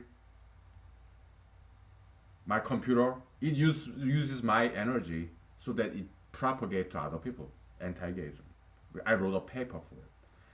Oh, well, it's almost like 200 pages that I wrote for anti-gayism, to serve anti-gayism, to propagate anti-gayism. So this Holy Spirit or whatever spirit, maybe it's an evil spirit, okay, sure, whatever. But I regard it as Holy Spirit, okay, so it possessed me, so it is like multiplying inside of me using my own resources, just like a virus. I'm using my own pencil and paper, my own computer, my time, my money to publish this online and stuff. Okay. I think by now about several hundred people downloaded that paper. Not sure how many people actually read it. Maybe a couple of pages, maybe. Doesn't matter. Okay, so now pro-gayism. Okay, we humanologists, we regard it as an evil spirit, unclean spirit, like Satan, demon, devil, monster. Okay, that's how we characterize pro-gayism, LGBT activism. Okay. They used to call it, they're like devil, it has many names. LGBTQI, it's continuing to change, just like the devil, right? Or like virus. Virus, they evolve and mutate very fast. Okay, but Holy Spirit, it never changes. Anti-gayism is from Mosesian law in back in the day in the Bible. Okay, it hasn't changed at all. Okay, but evil viruses, devils, oh, they multiply fast, like virulent bacteria.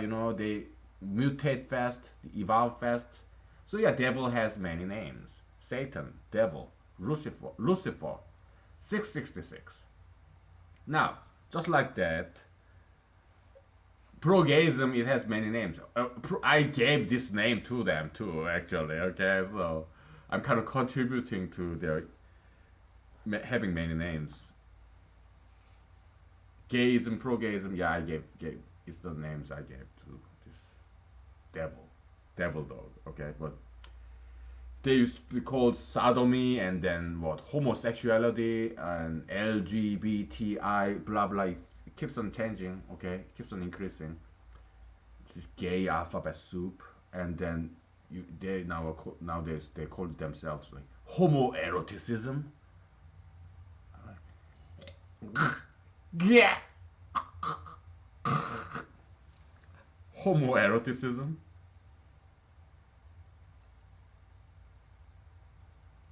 Yeah, so this Satan of pro-gayism, it's not acts of people. No, it's the spirit, species. Okay, that's you have cold virus, right? But you have cold virus species, just like you have horse or Bengal tiger. There are individual Bengal tigers in Thailand, Laos, or not, right? I mean, I'm not demeaning those countries. They are fantastic countries. I have friends from there, and they make fantastic. They have fantastic cuisine and culture and language and tradition, everything. Okay, but yeah, Bengal tiger, right? It's a species, but they are individual carbon copies. The Bengal tigers that's actually living out there, or in a zoo. Okay, but species, that's like concept, ism. Okay, so you have pro-gayism.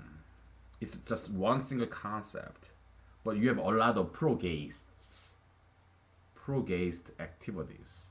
Okay, you have gay rainbow, you have gay alphabet soup, and you have pro-gayist laws, pro-gayist manual policies, books, movies about pro-gayism, gayism.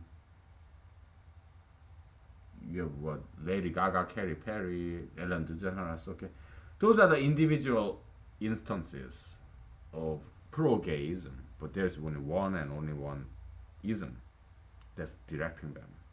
That's the Satan, the devil, the evil spirit of pro-gayism. Would you call gayism as something holy? Pro-gayism as some holy spirit? Would you? Well, be my guest.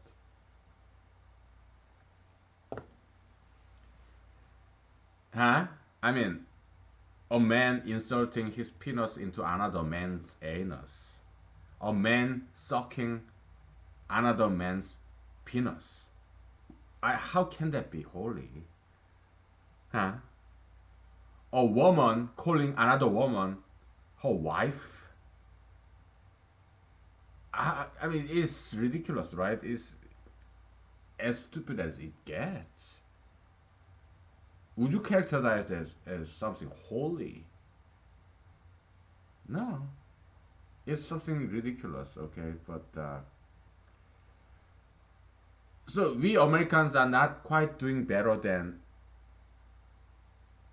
Germany in 1930s, 1920s, 1940s, whose majoritarian view was Nazism, pro-Nazism.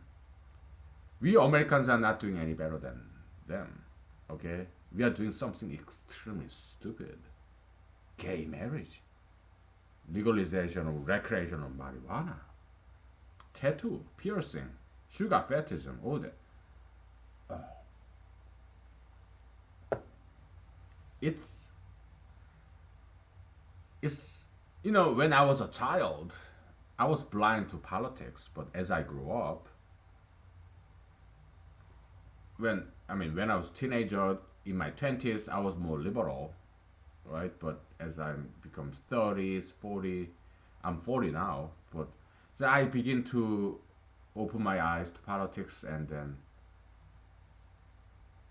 because I have everybody only have one life to live, and as a 40 years old guy, I kind of just became an adult by opening my eyes to politics, political consciousness.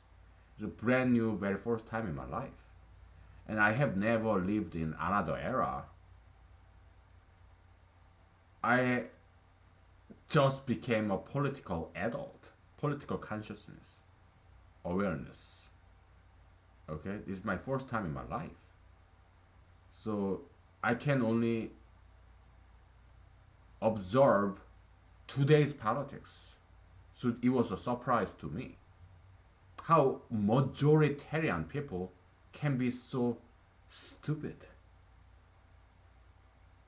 Gay marriage, marijuana, pro gayism, pro marijuanaism, pro sugar fetishism, pro tattoo piercism. That's mainstream American culture today. It is so surprising to me. Then I look at history books because we don't have time machine, right? And I look at what people did in the past. Yeah, Nazism in Germany was a mainstream thing. Adolf Hitler was elected democratically. Okay, he's not a dictator. No, he's more like a president. He was elected. He didn't have some coup d'état and take it over. No, he was elected. And also there was this slavery era. Okay,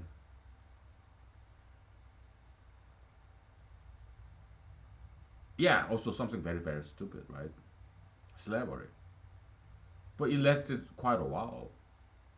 Okay, what, couple of centuries? Yeah, so slavery, slaverism, Nazism, okay, they are all very stupid, dumb things, right? But majoritarian America back in the days, 19, I mean, 1700s, right? And Nazi Germany in what, 1930s, 40s, 1920s, whatever. So it was mainstream. We are talking about Americans and Germans, smart people, right? I look at Germany. Are they stupid people? Well, how about Japan? Their empirism, empiricism, imperialism, not empiricism. Empiricism is about what, experience. Well, Francis Bacon. I'm sorry, I made a mistake. Same mistake before. Okay. Imperialism. That's what I meant to say. Sorry. I correct that. Okay. Imperial Japanese imperialism. That's stupid, right? I mean, come on, like. So yeah, Japan conquered or South, what I mean, Korean Peninsula and some part of China and some Philippines, I guess. But it all shrank back to their own original territory, the Japanese island. Um, yeah, imperialism, something very stupid, right? But we are talking about Japan, and they are very smart people, you know. We talk about America, Japan, Germany, back in the days, that now we know they did something as stupid as imperialism, slaverism, Nazism. Okay, so perhaps I don't know how long it will take. My guess would be probably like just 10 years or decade, I think. But at least hundreds of years from now, our American grandchildren's grandchildren, they will read his American history book and they will laugh at us. Okay, sugar fetishism being American mainstream, tattoo piercism, pro marijuanaism, pro gayism being mainstream majoritarian culture in America. They will laugh at us. Okay, so yeah, history will be the judge. Okay, yeah, because it's just such an easy thing. That's what never cease to surprise me. How can so many people be so stupid? It's surprising.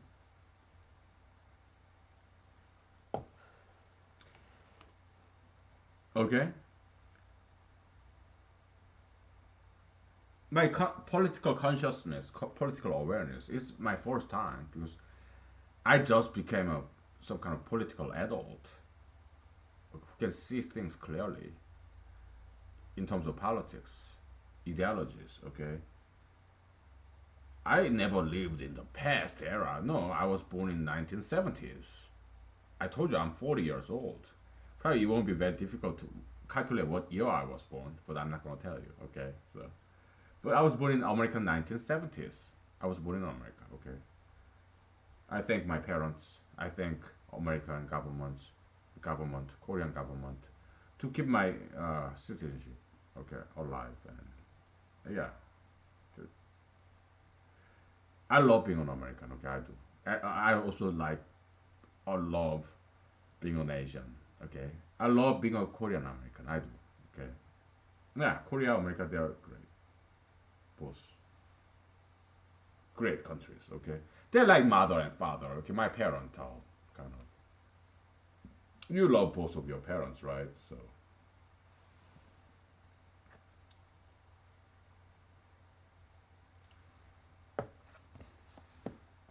okay, so yeah, I'm running for president, right? So if somebody asks me, hey, where's your loyalty?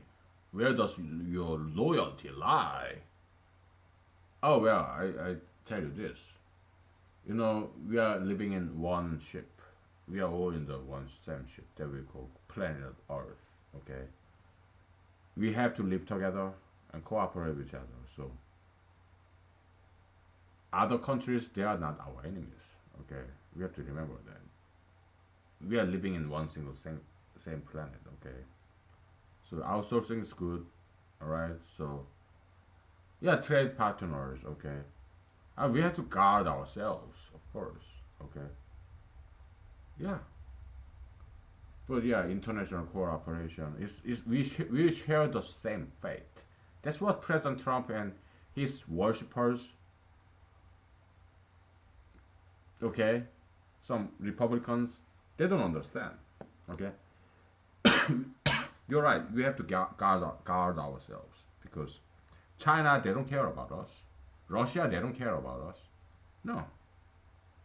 Country, all the nations, they are very self-interest kind of entities because they have their own mouths to feed.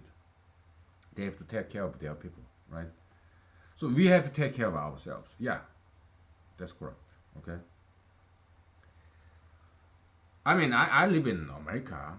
Okay, it's not like yeah, I go visit South Korea maybe every third year, fifth year, and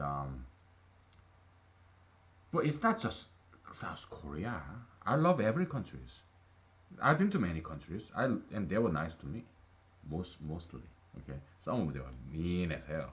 But don't you love France? Don't you love Mexico? I do.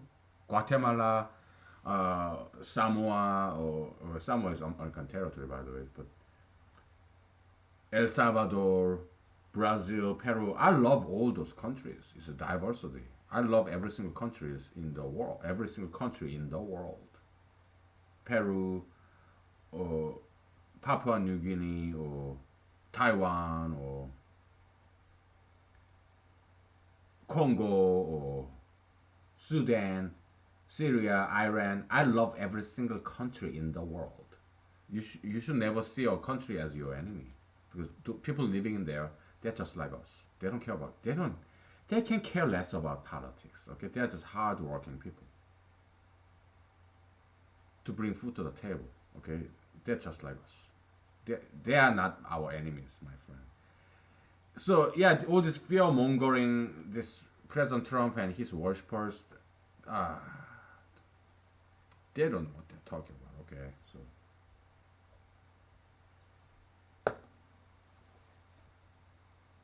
so it's a wrong question to ask me. Okay, it's where is my loyalty? Would you choose America or Korea? To me, that makes no sense. That kind of question. Okay, because Earth, we share the same fate. Okay, you should not hate Iran or China or Russia. You should guard yourself because they have their own self interest. Okay? But you should never hate a country because you should see them as our brothers and sisters, our neighbors. Okay? Because we have to work with them. This is so important. Okay? That's where President Trump is erring. He see China as some kind of competitor. Okay? That's wrong attitude in the international stage. You should never. Yeah, sure. Yeah, competition. Yeah, but you should see them as trade partners. We have to guard ourselves, but we should see them as because what he's doing is I'm gonna show America how tough I am. Oh, tariff. Yeah. Okay. He just wanna show off so that he get reelected. Okay. Somewhat selfish individual. All right. So it's quite selfish. Okay. So um, yeah,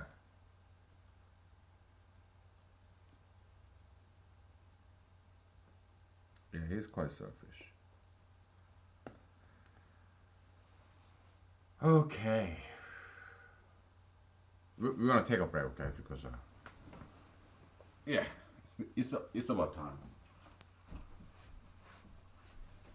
Let's take a break.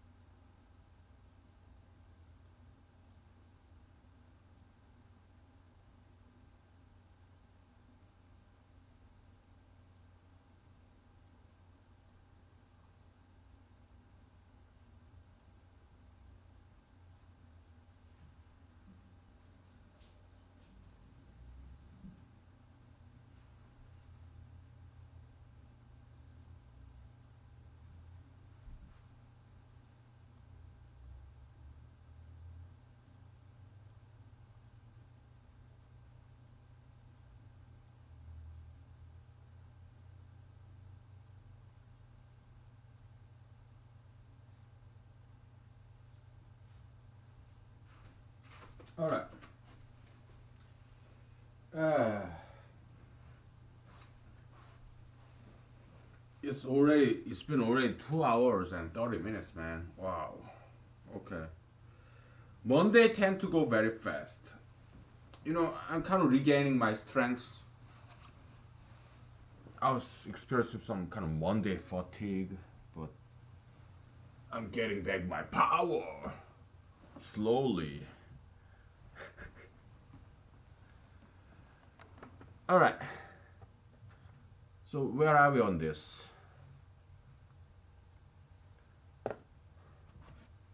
Are we going anywhere yet?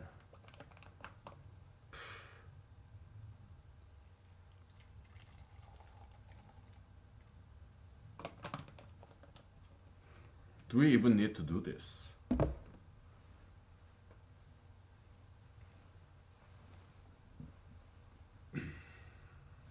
I think we kind of do because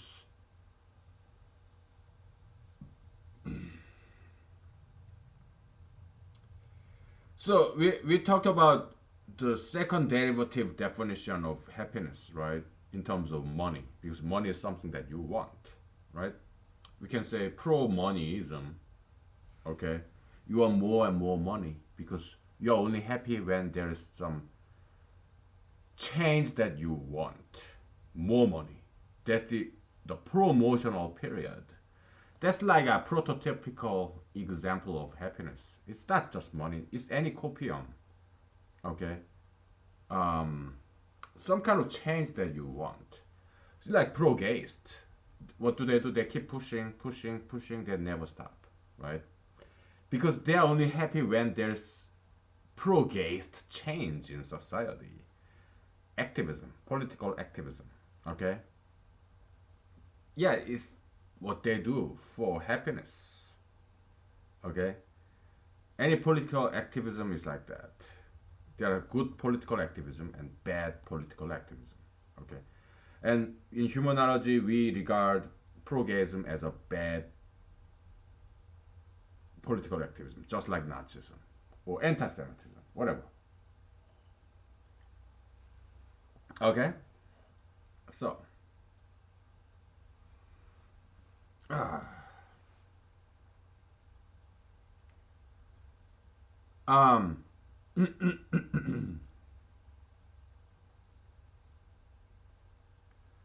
don't get me wrong, I'm not anti-Semitic. Okay, I love Jews. I mean, Jesus was a Jew. All the biblical characters, they're all Jews. I love Orthodox Jews, especially because they stay in their ethnicity in terms of marriage. Okay, I like that. Okay, yeah, conservative tradition. You know, that's cool.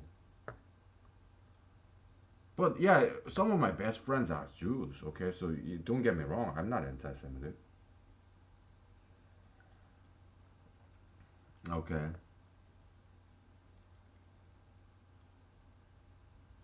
Do you want to get back to this? I don't quite feel like getting back to that.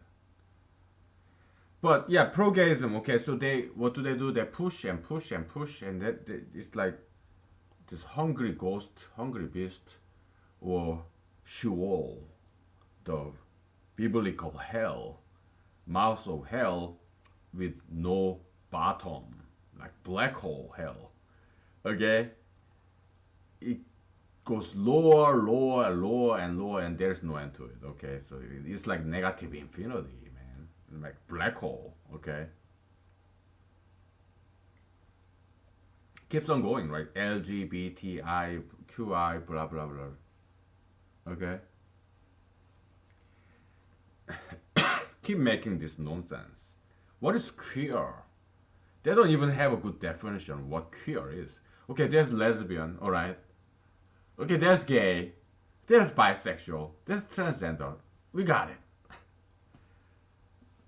Then what? There's nothing else. I mean, this exhaustive list, huh?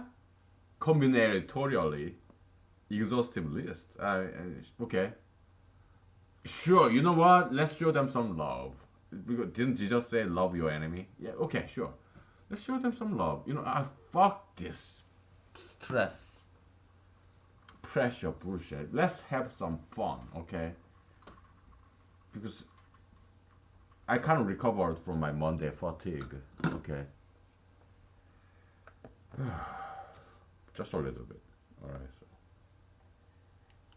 so still taking very slow, okay? So,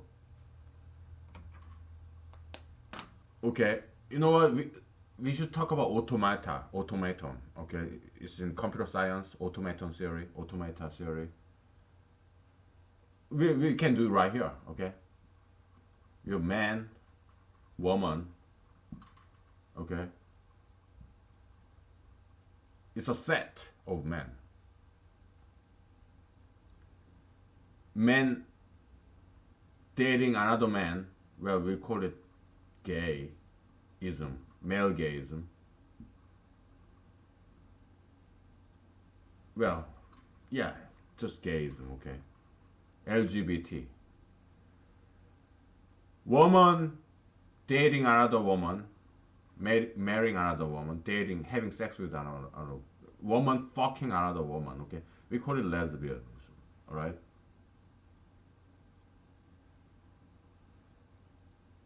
Men, we're doing combinatorial enumeration, okay? Combinatorial enumeration. Man loving a woman, woman dating a man, we call with this two bidirectional, well,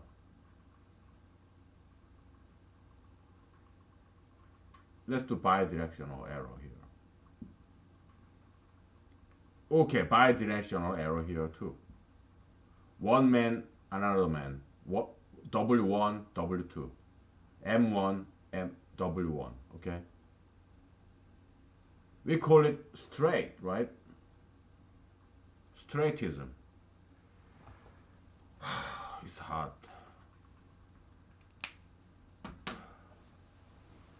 I'm too sensitive over temperature.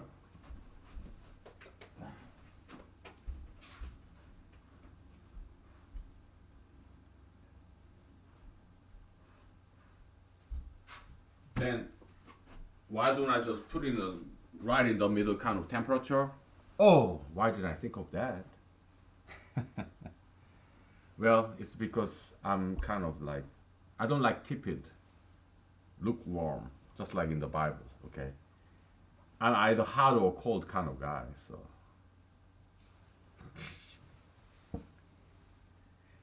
Yeah.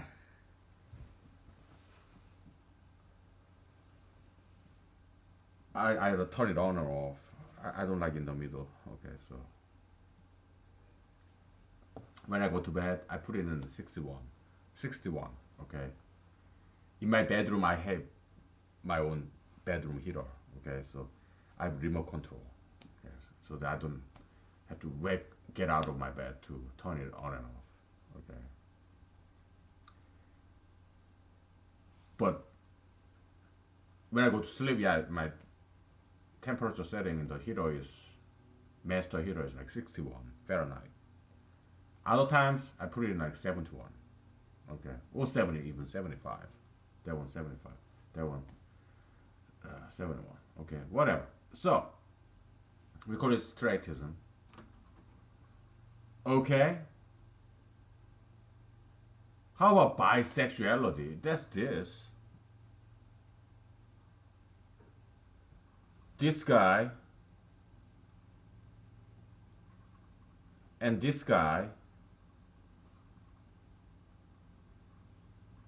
these two guys combined, we call it bisexualism, okay? It's either man loving another man, also some another woman, woman loving another woman and another man. Yeah, that's bisexualism. Doesn't this look like monster?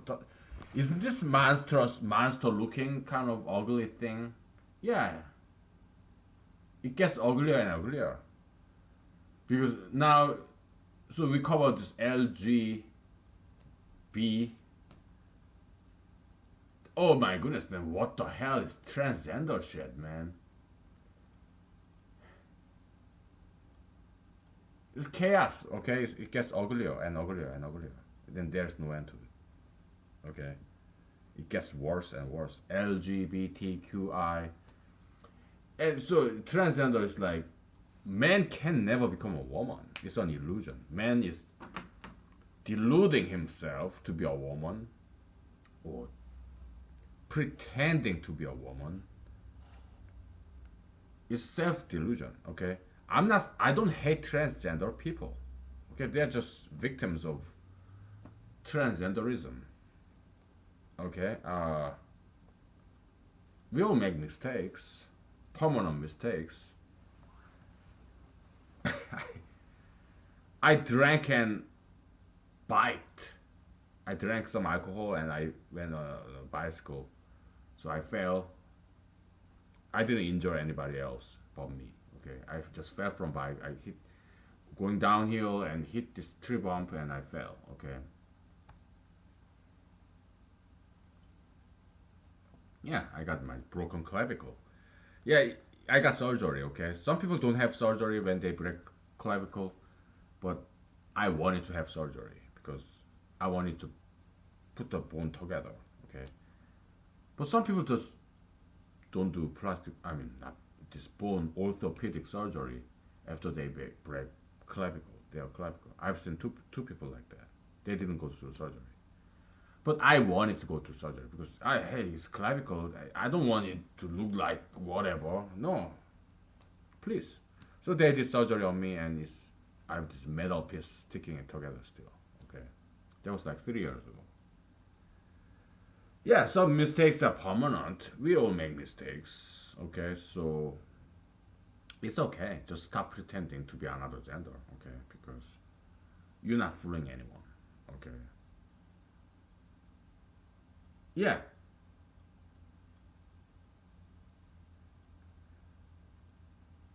Okay.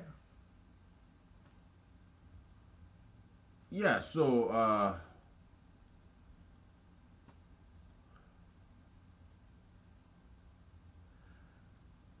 if you're a transgender man, I mean, you'll be very lonely. I mean, me, I'm a straight guy, but I'm still lonely. So, in a way, I kind of sympathize with you because you and I, we are both lonely. Okay, so me, girls don't want me. So, yeah, I'm lonely. Although I'm just straight guy. So why am I lonely? Well, do I want to have sex with young girls? Yes. Beautiful young girls? Yes. But I can't. Why? Because I don't want to have babies. I don't want to get married. If I ever want to get married, it will be with mature lady who are not going to have any more kids. Okay, it's either they are postmenopausal or they already have a lot of kids and they are in their 40s. Then yeah, okay. And but young girls, I don't date them because I don't want to waste their time because they need to find partners and get married and have kids. I want them to. So I don't date young girls. I mean, most young girls they don't want me anyway. But and also I don't have money. Why? So why don't I want to have kids? Because I rather do this humanology. By the way, this is so ugly, so we're gonna erase this shit. Okay? It looks like some kind of monster, man. Now I'm gonna take a picture of this. Okay, the gay is a monster. Gay is a monster. Wrinkly monster. Gay is a monster. Boy, how reflective of the true face of gayism.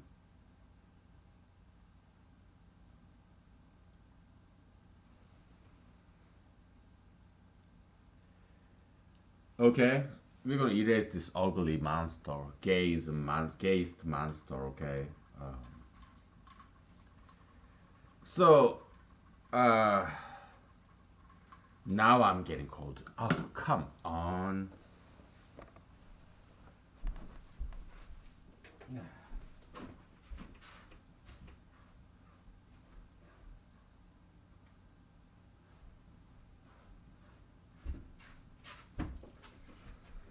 Yeah, so if you're transgender, you're transgender because you're possessed by this transgenderism demon, devil, ideology, ghost, monster, Satan, devil, whatever, evil spirit.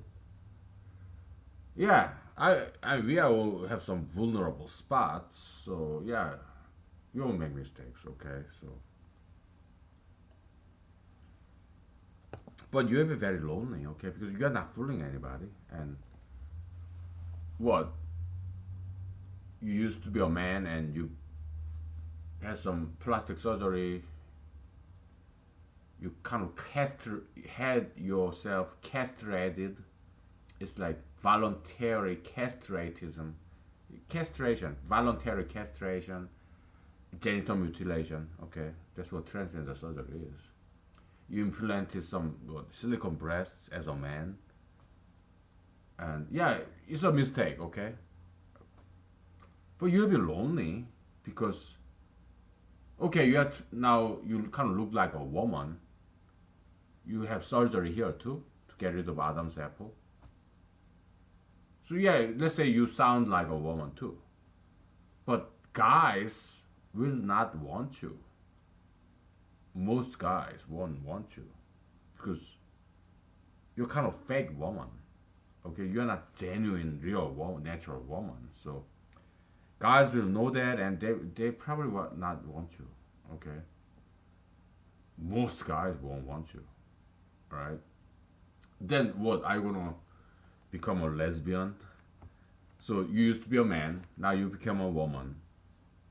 Let's just say you are a woman, okay? Then what? You're gonna date a lesbian? Maybe they will work. I thinking about it. Yeah, LGBT people they don't give a fuck, right? So would a lesbian woman want a transgender woman? Are they okay with that? Maybe they don't give a fuck. Maybe you marry a lesbian girl, huh? Okay, so you're now transgender lesbian. You used to be a man, you became a woman, and now you're dating another woman.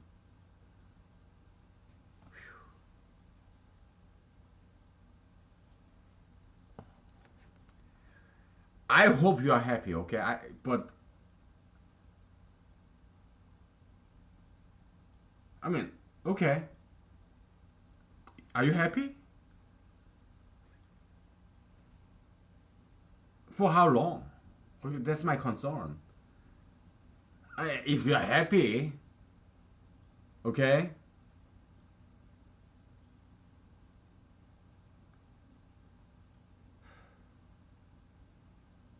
I don't know. All right, maybe it's possible to be happy as a gay guy or LGBT. Maybe it's possible. I don't know. I'm not God. I'm not prophet. I'm not son of God. I'm not angel. I'm just like you. I'm stupid. Okay, so I don't know. I don't know what's gonna happen or whether you're gonna be happy, whether a person can be happy as a gay guy.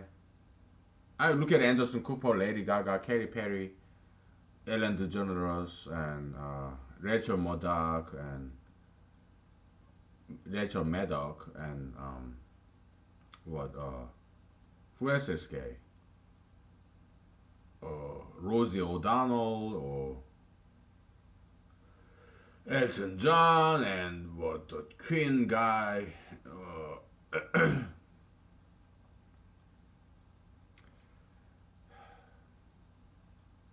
But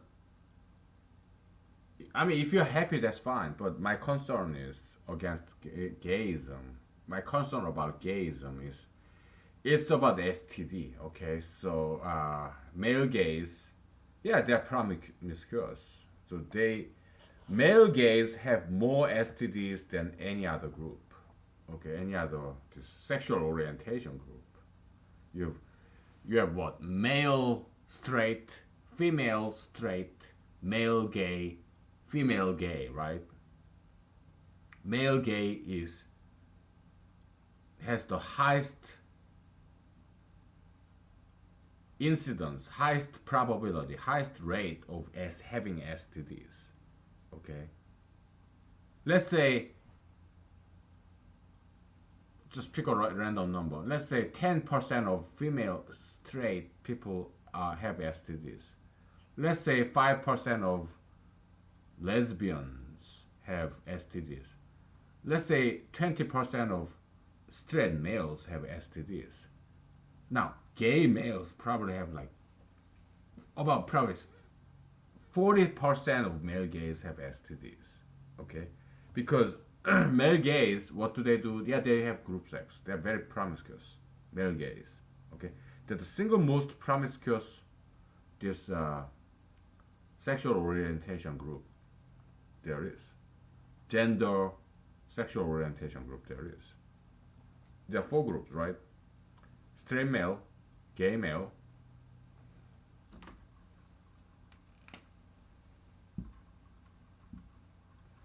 man, woman, okay, gay or straight, okay. So there are four groups, okay. One of those says you're gonna ask me too much, all right? But yeah, this is a single group that has the most STD in terms of percentage. Probably like 40% of male gays have STDs. Why? Because males are promiscuous, period. But if you're a straight male, your bedroom mate is women. You are having sex. If you're a straight male, you are having sex with woman. Okay.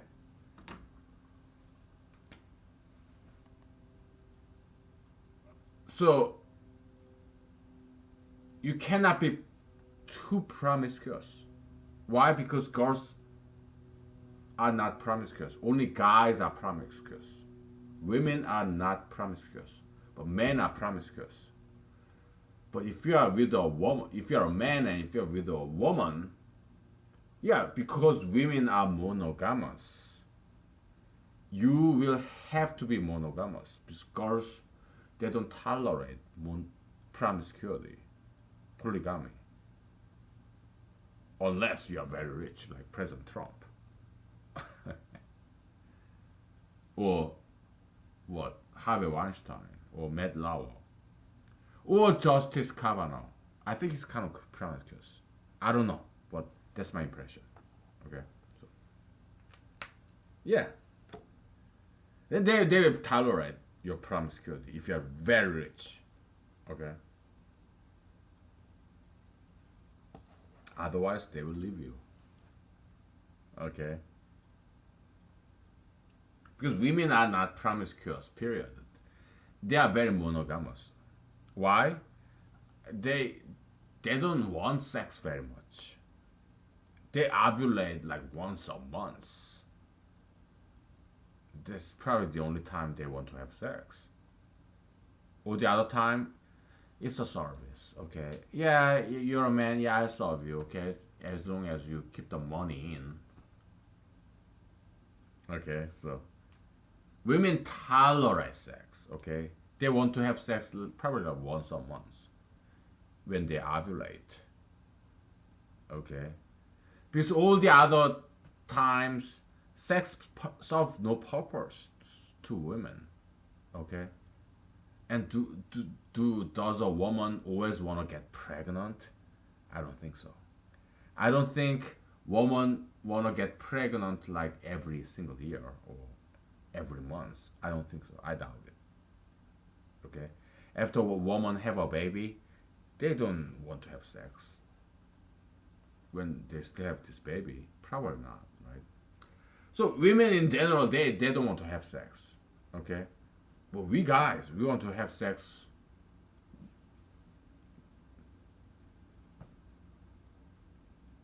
every other day, I guess. So male gays, they have no problem with that.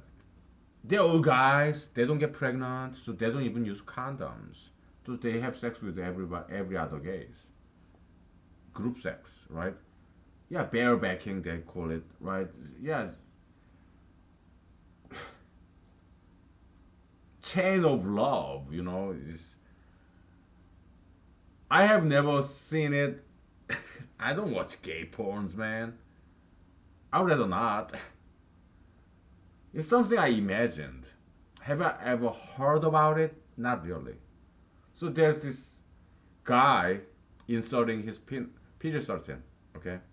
But come on, but you talk about gay marriage in elementary school, don't you? So, but PG-13 because we are talking. I'm not doing. We are talking about gay sex. Okay. It's not even an anti-gay joke. It's a hypothetical. Okay. But PG-13 totally.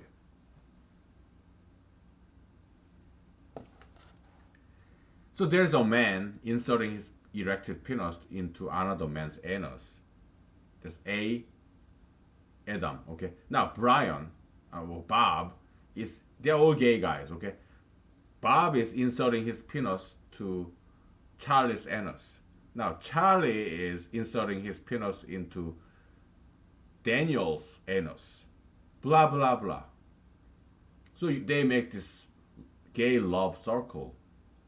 Every man's penis is inside of another man. The man ahead, another man's penis, anus. Okay, gay love circle. I mean, I guess it's theoretically possible. Has any gay people ever done that? The kind of gay circle of love, gay circle of gay love, maybe. I just thought it is possible. That's all. Okay. Why did I think that? I don't.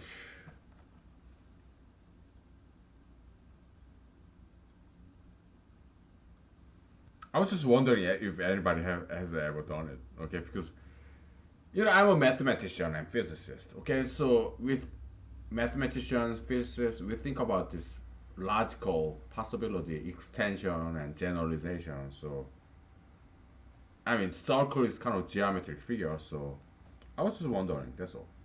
Do I want to see it? No, I don't want people to do it. Okay. Don't get any ideas. Okay, so yeah, male gays they have a lot of STDs like herpes, AIDS. I mean, AIDS. It started with this gay guys in San Francisco. That's how these people, American scientists, discovered AIDS. Okay, so yeah, AIDS is predominantly in male gays population, and then some of them are bisexual, right? So you have this AIDS, and some of them are bisexual. They have sex with these women, right? So they pass it to women, okay? And women, straight women, they have sex with straight guys.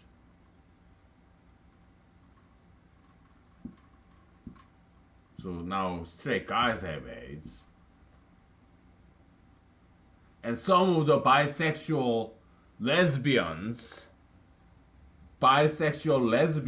yeah, they have sex with straight guys or gay guys. Bisexual women having sex with bisexual gays, right?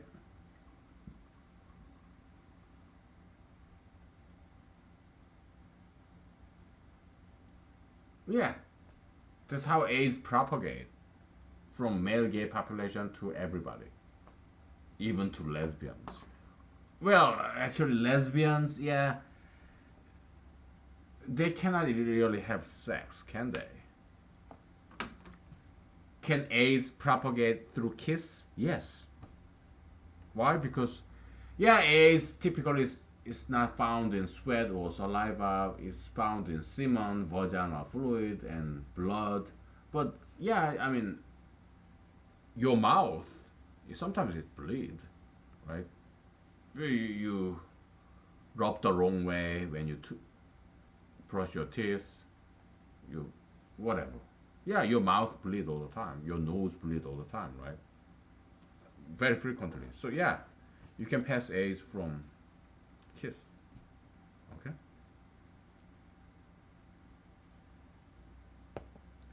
But probably lesbian women, they probably have the least STD percentage. Okay. Because there's this term called lesbian deathbed. Because women in general, they don't like having sex. Okay. Rarely they want to have sex, but typically women, sex is not women's thing. Not really. Okay. So yeah, you put two women together. Oh, they cannot have sex. What do they do, man? They don't have penis. Well, they have this wearable dildo. But okay, if I have wearable dildo as a lesbian and she has a vagina, I don't feel nothing because my nerves does not extend to this plastic dildo. I feel nothing. So yeah, there's this, but she feels something because some dildo is getting into her lesbian vagina, lesbian cunt, lesbian contest. She feels something, but it's not real. I feel nothing. I'm my dildo, wearable dildo. No, I don't feel anything. So yeah, lesbian deathbed. They it's like dry. They don't get to have sex. Two women, how can they possibly have sex? Or use their fingers? So what? It just doesn't work. Okay.